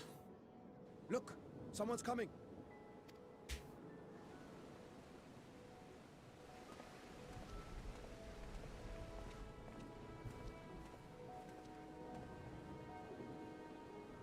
People of Razathan, it warms my heart to see so many brave, resilient souls before me. Today, I would share with you a great revelation. But before I do, I must make a humble request. Do not be alarmed. nor avert your eyes. See the one I unveil for who he is, and know that he means you no harm.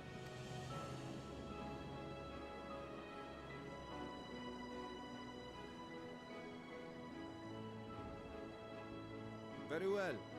I dare say it can't be worse than the horrors we've already seen. Many thanks.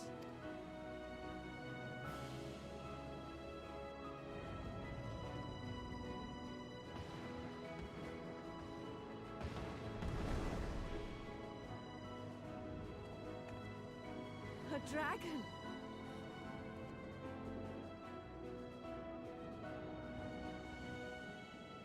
Wow!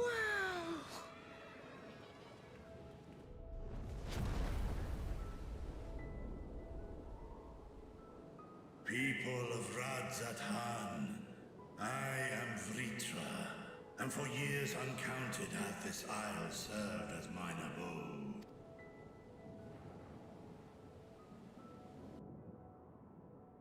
'Tis as the Satrap's ally I am known. Today, I would reveal the truth unto you.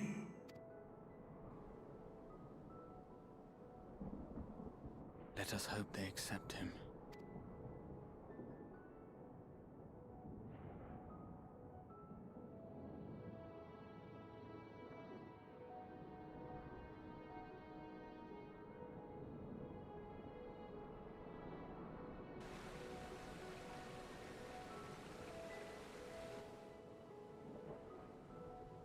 If I am hearing this right, you were the satrap all along? Vashan! I mean, Master Vitra, does your divine eye really see all? Nay, child. While mine eye hath borne witness to the whole of our nation's history, to its future I am blind as thee. Countryman, calamity the likes of which we have never known is come to Fafnir, our home. Friends and loved ones have been taken from us. I, too, have lost my closest confidant. Ahawan loved this land and served it with dignity till his dying breath. A nobler satrap there will never be. For so long, I lacked the courage to face you. I will not easily earn your trust, this I know. And yet, I cannot sit idly by and abandon Radzathan to her fate. A font of boundless vibrancy, this jewel of the ocean. Since time immemorial, hath she glittered with every color imaginable. To this dragon, slumbering in his dark lair, 'twas a mesmerizing sight, and one that brought no end of joy to my heart. This calamity hath stolen too much from you already, yet so long as you live, the light of Radzathan will never be extinguished. I pray you let me watch over it, over you, and lend me your strength, that we might face this trial and those to come as one. I do not know you, dragon, but I thank you for speaking the truth to us. As divinities, both Manusha and Riga once joined together, so too do I believe that hand in hand, we can overcome this ordeal and welcome an era of peace.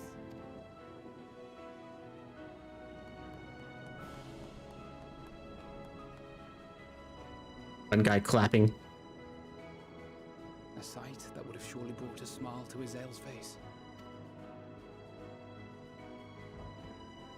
Indeed.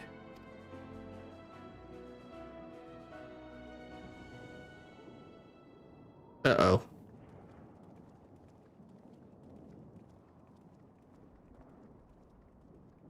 What brings you here? Excuse me, but I must speak with the Satrap at once. Father!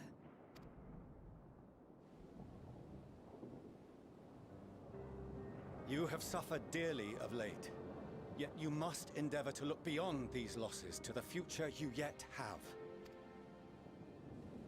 On behalf of the Forum of Sharlayan, I come with a proposal by which you, the people of Radzat-Han, might be saved. I say again, I must speak with your Satrap. I beseech you, take me to him with all possible haste. I am Satrap here. Speak thy proposal. All present shall hear and judge.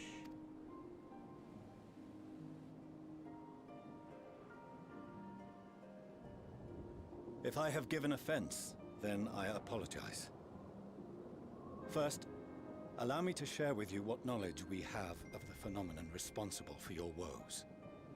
The final days. 'Tis an affliction of stagnancy and rot, sown into the currents of the star. Though the first prominent manifestation was here, in Thavner, it will invariably spread to every corner of the world. The Forum was forewarned of this apocalypse several centuries ago. Thenceforth, my predecessors sought to prepare for the end times in the only conceivable fashion, by securing a means of escape.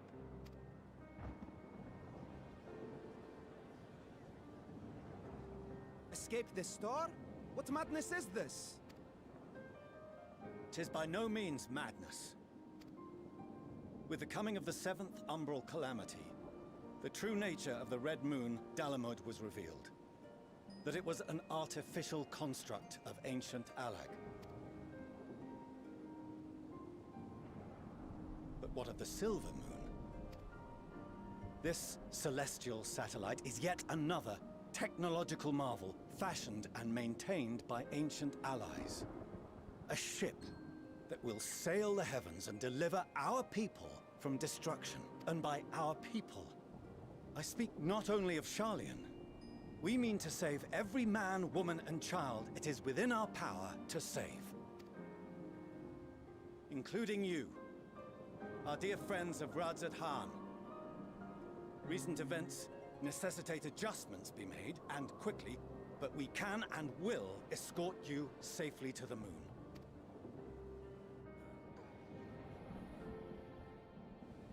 Long has thy Forum been allies to Thavner. I trust thou dost not extend this offer lightly. Yet I wonder, is this truly the way?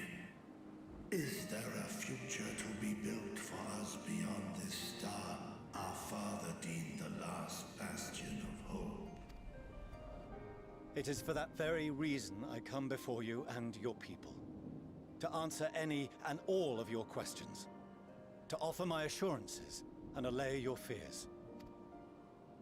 Though, if you wish the best for your people, I advise you to render your decision swiftly.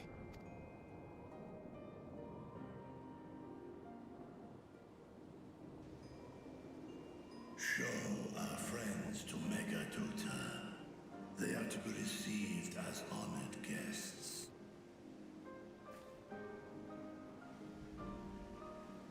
Worry not. Whatever decision is reached, your paths shall be yours to decide. Until then, heed the warning of these brave heroes. Guard your hearts against fear and despair, for it is within such fertile soil that the seeds of blasphemy find purchase. Remain calm and attend to your daily tasks. I shall return anon. We'll do as you say, Master Vitra. We believe in you.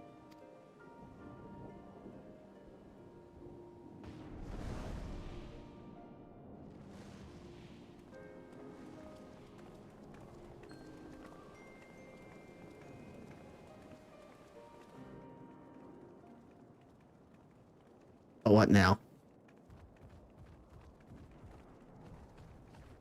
Oh, you're still here. What a relief. Nidana, what's the matter? Has something happened at Palaka's stand? Oh, no, not that I know of. I just hope to hear your thoughts on a theory of mine. All who undergo the transformation are drained of their ether, yes? What is it then that gives these beasts the strength to carry on as they do? Logically, they must be drawing upon an alternate form of vital energy. That put me in mind of our earlier conversation, when I tried to explain the essence which many confuse with ether. Akasha. Yes, I remember. The unseen gift bestowed from on high. An energy influenced solely by emotion. Yes, yes. In this instance, negative ones set Akasha into motion, thereby infusing the beasts with vitality. I posit this as the mechanism by which the beasts are born and sustained. Ah, do you still have that flower?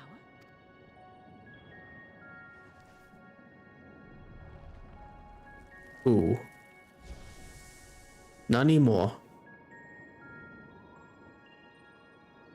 If we accept that it once shone bright by drawing upon Akasha, influenced by the thoughts of those nearby, then fear, terror, despair, negative emotions so powerful as to suffocate it, permeated the air in this place. You must be very careful. The forces which drive the final days may be beyond our ability to perceive.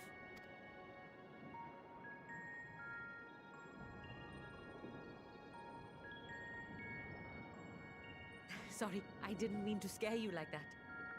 At any rate, I will continue my research into Akasha. Do temper your expectations, however. There are sadly few detailed studies upon which I may draw. Formulating a new theory as you have is itself no small feat. I wish you well in your endeavors, and pray you take care. Thank you. You stay safe as well, yes? Till next we meet. And we will meet again.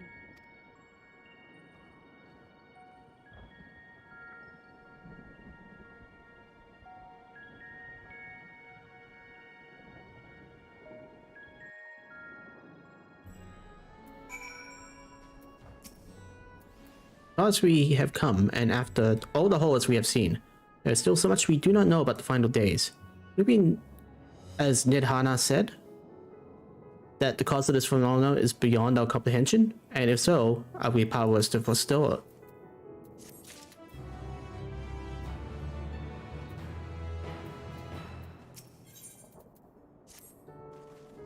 Greetings, honored scions of the Seventh Dawn. I have a message from His Excellency the Satrap. Brave scions, you have my gratitude for aiding my people in its most trying of times. Alas, matters here at Megaduta prevent me from meeting your own person. Token of my appreciation, I have arranged for a feast to be held in your honor. May it nourish you in preparation for the trials ahead. Much as the words of the Master Fitra, the feast he speaks of awaits you at Merhades Mayhane. Pray make your way there whenever your business here is done. Well, thank you for your kindness indeed. I was hoping we might find a place to discuss our next course of action, and that seems an ideal venue. And to you, Matt Victoria Gladios, there is someone we hope to introduce you to in particular. While I look to detain you further, might I spare a moment of your time? Personal invitation? Knowing full well your services are in highest demand right now. This must be important. Worry not, we'll save some food for you, so take all the time you need.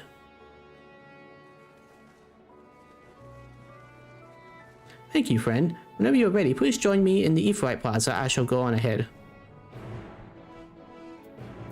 Oh, finally, I can teleport then.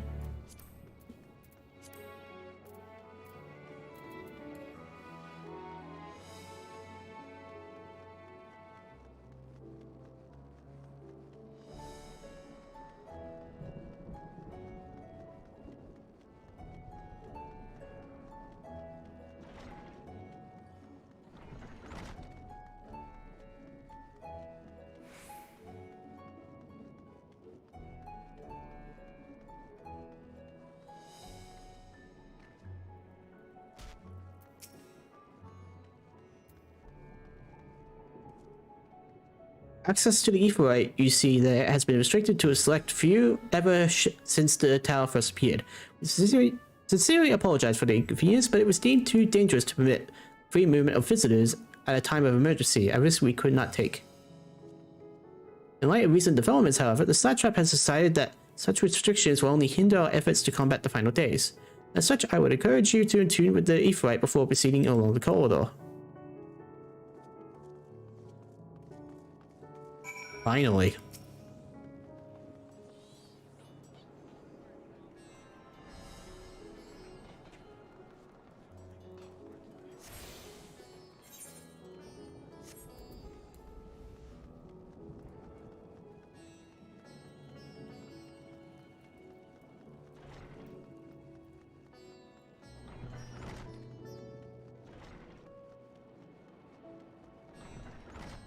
I tuned to that and I got everything.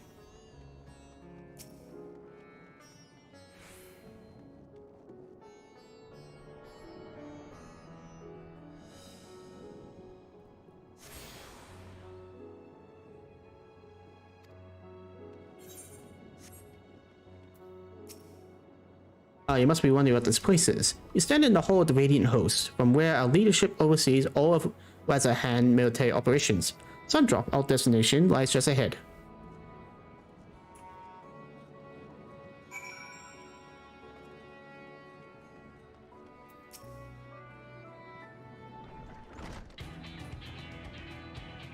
Welcome to Sundrop. Without further ado, allow me to introduce you to...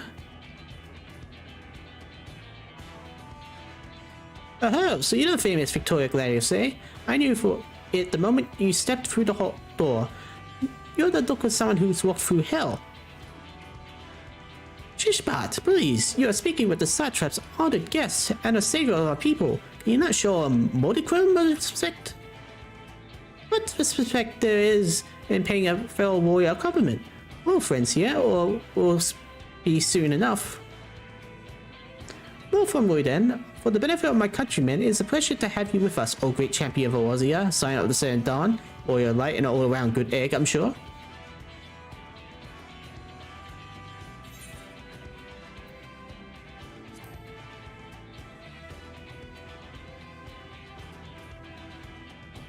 Ah, woman after my own heart. I like it. I like that. Don't you worry, I'll keep it short. There's just a thing or two we'd like you to remember. First of all, about this room you're standing in now. Razahan welcomes delegates from other lands to oversee trade and diplomatic dealings. Then there are the military matters to discuss, which is why all these officers are stationed here in Sundrop. Imagine you're more than familiar with each of the nations they represent, yes? We got representatives from Doma?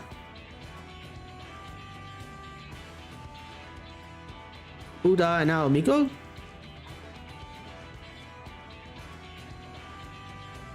Nissa no Mensa? Gridania? And last, but never let it be said least, Ishgard. They have eyes, ears, and mouths that bridge the distance between Razahan and their respective homelands. We use this brief respite to share the details of our plight with our overseas counterparts. And when you know it, all of the leaders have requested a few words from you specifically. No women in high demand, eh? And so, would you mind regaling us with your own account? Indulge us before you indulge yourself.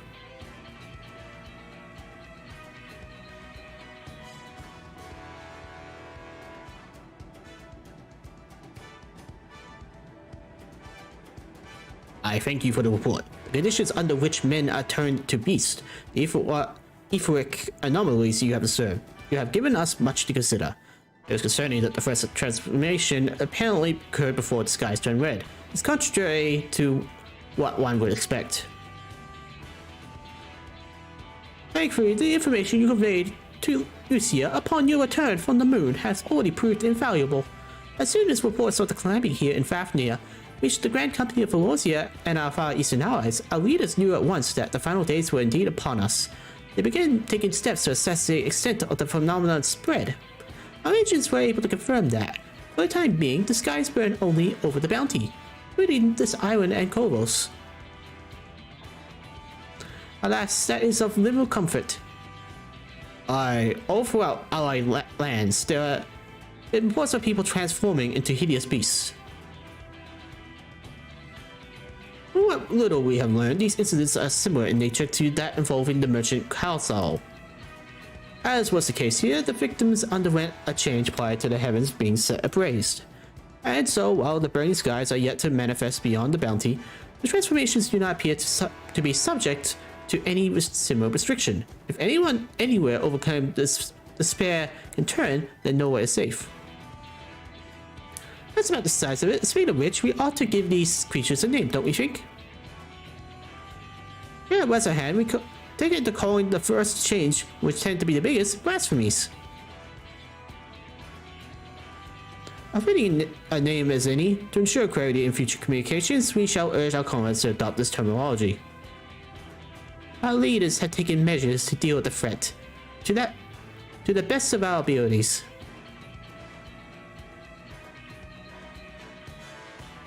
Each nation has assembled their own group of elite soldiers to put down these so-called blasphemies and their spawn as and when they appear. At the same time, we're doing all in our power to put the people's minds at ease and prevent panic and fear from spreading. That said, brave souls with the strength and fortitude to fell these terrible fiends are not so easily found. Just so, and it's for that very reason we have turned to you. Pray lend us your strength and help us slay the blasphemies that plague our homelands. No, you don't have to give a reply before dinner. I should also mention that each blasphemy seems to possess widely different characteristics.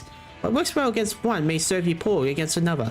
But before you go rushing off to save everyone's day, have a word with delegates. They'll tell you what to expect.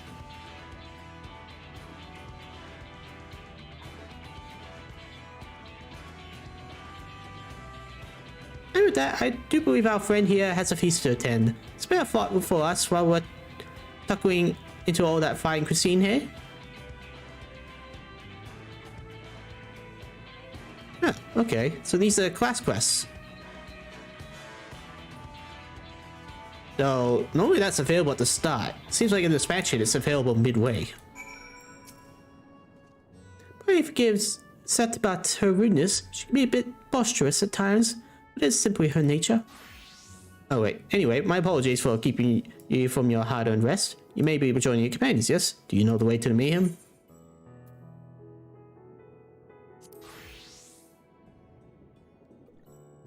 Really, a remarkable weakness for such a well-traveled adventure. Anyway, you can either use the Ifrit or go by foot via the Ifrit Plaza. From there, cross through the Baja Baza and continue down the passage. You'll find yourself in front of the Mayhem. When you arrive, play with request the drink of your choice. Mayhead says that tonight's on the house. For that, I must return to my post. On behalf of the radiant host, I thank you and your friends once more for lending your strength and courage to Razahan in our time of need. We shall endeavor to fight the good fight to the end, that we might honor Irwin's legacy and serve Master Feature well. You have my word that your efforts will not be in vain.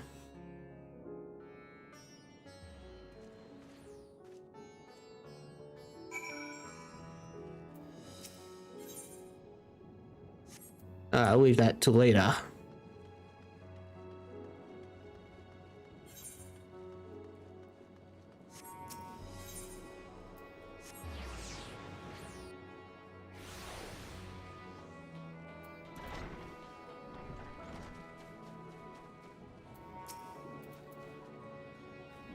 Welcome. When the satrap asked us to entertain a party of honored guests, I was wondering who it might be. This is a lovely surprise, to say the least.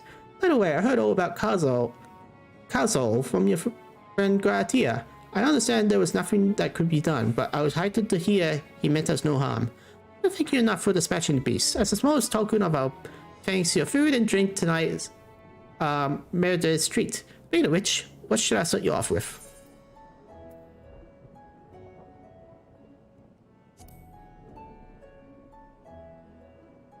As you wish, pray join your friends and I'll bring you your drink.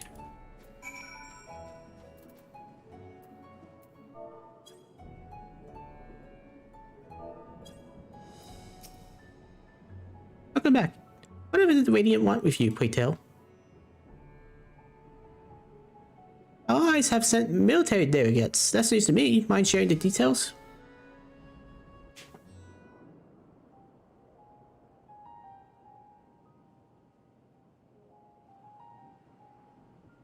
So blasphemies now plague all the realm. It will only get worse if what Father said is true, as it did in Amarot. If that's our model, then shouldn't we expect the effects to grow more severe as it feeds off its own spread? As if people transforming into those monstrosities wasn't bad enough.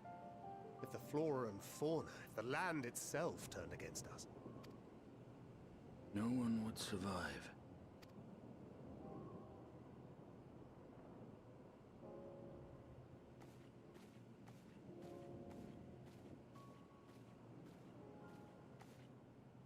Here's your order, friend.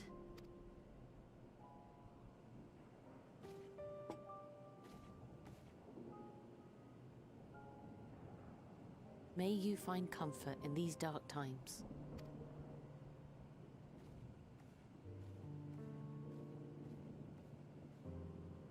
Where do we go from here? If there's one thing we've learned, fighting blindly and simply reacting to what comes will accomplish nothing. We need to find the source. We must find a solution that addresses the fundamental cause. Before our strength is exhausted, before this crisis spirals out of control. Is there something, anything we've overlooked? If there is an answer, Hydaelyn herself will have it. 'Twas she who bound Zodiac and forestalled the final days. Alas, we have heard naught from her since the Tower of Babel. Whether she cannot or will not speak, I can only speculate. Even the flower she gave us is no more.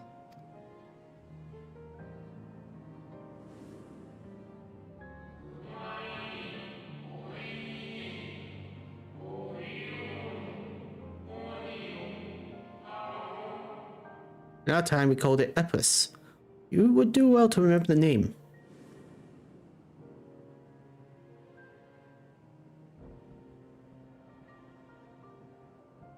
So advised the Watcher.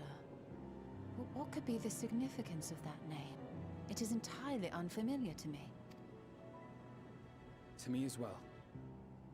It meant something to the ancients, though. In our time. Most surely. Yet I do not recall a single mention of it in the records of Anida. Another dead end. And quite literally. It's not as if there are any ancients living we could go and ask. Not alive as such, but not quite dead.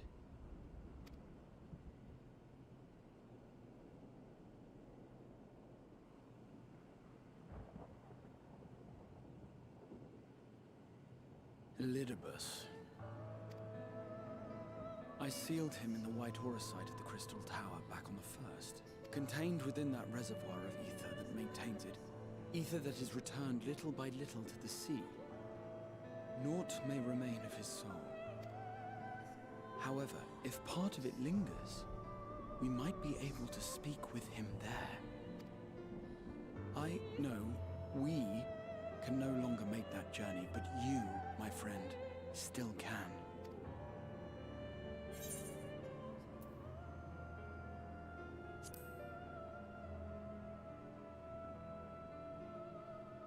Thank you, my friend. That would mean much to me. If nothing else, should we learn the First is safe, we'll have that much more reason to keep fighting the good fight. That said, the odds are not in our favor, to say the least. Which is why we're fortunate to have Urianger up there on the moon, working hard to make all the necessary preparations for our departure, should it come to it. And why we have nothing to lose by staying the course till the last instant. Indeed. To the last, let us all do what we can. I will consult with Master Matoya and see if she knows of a way to reach Hydaelyn from the ethereal sea. And I will visit the nation's leaders and attempt to ascertain how far the final days have progressed elsewhere. Keep me abreast of your findings. I can seek out and slay the worst of the immediate threats, if only to slow the spread. Unease, terror, despair. Try as we might to suppress them, these emotions will return to harry us time and time again. But when they do, remember this. Your friends and loved ones are out there somewhere, sharing in your struggle. You are not alone.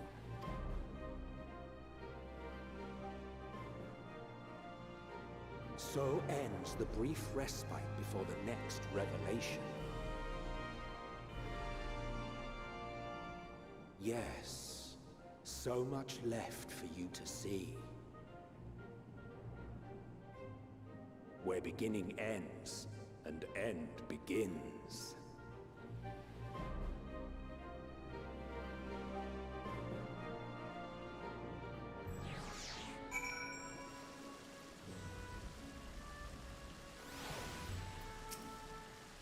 Now then, is there anything we've forgotten to mention? Are your arms and armor in good order?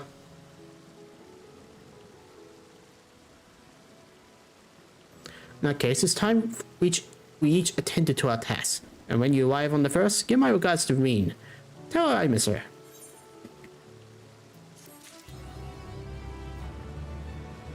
Alright, well, I think I'm going to end it here for today. Hope you enjoyed this stream, and until next time, folks, see ya.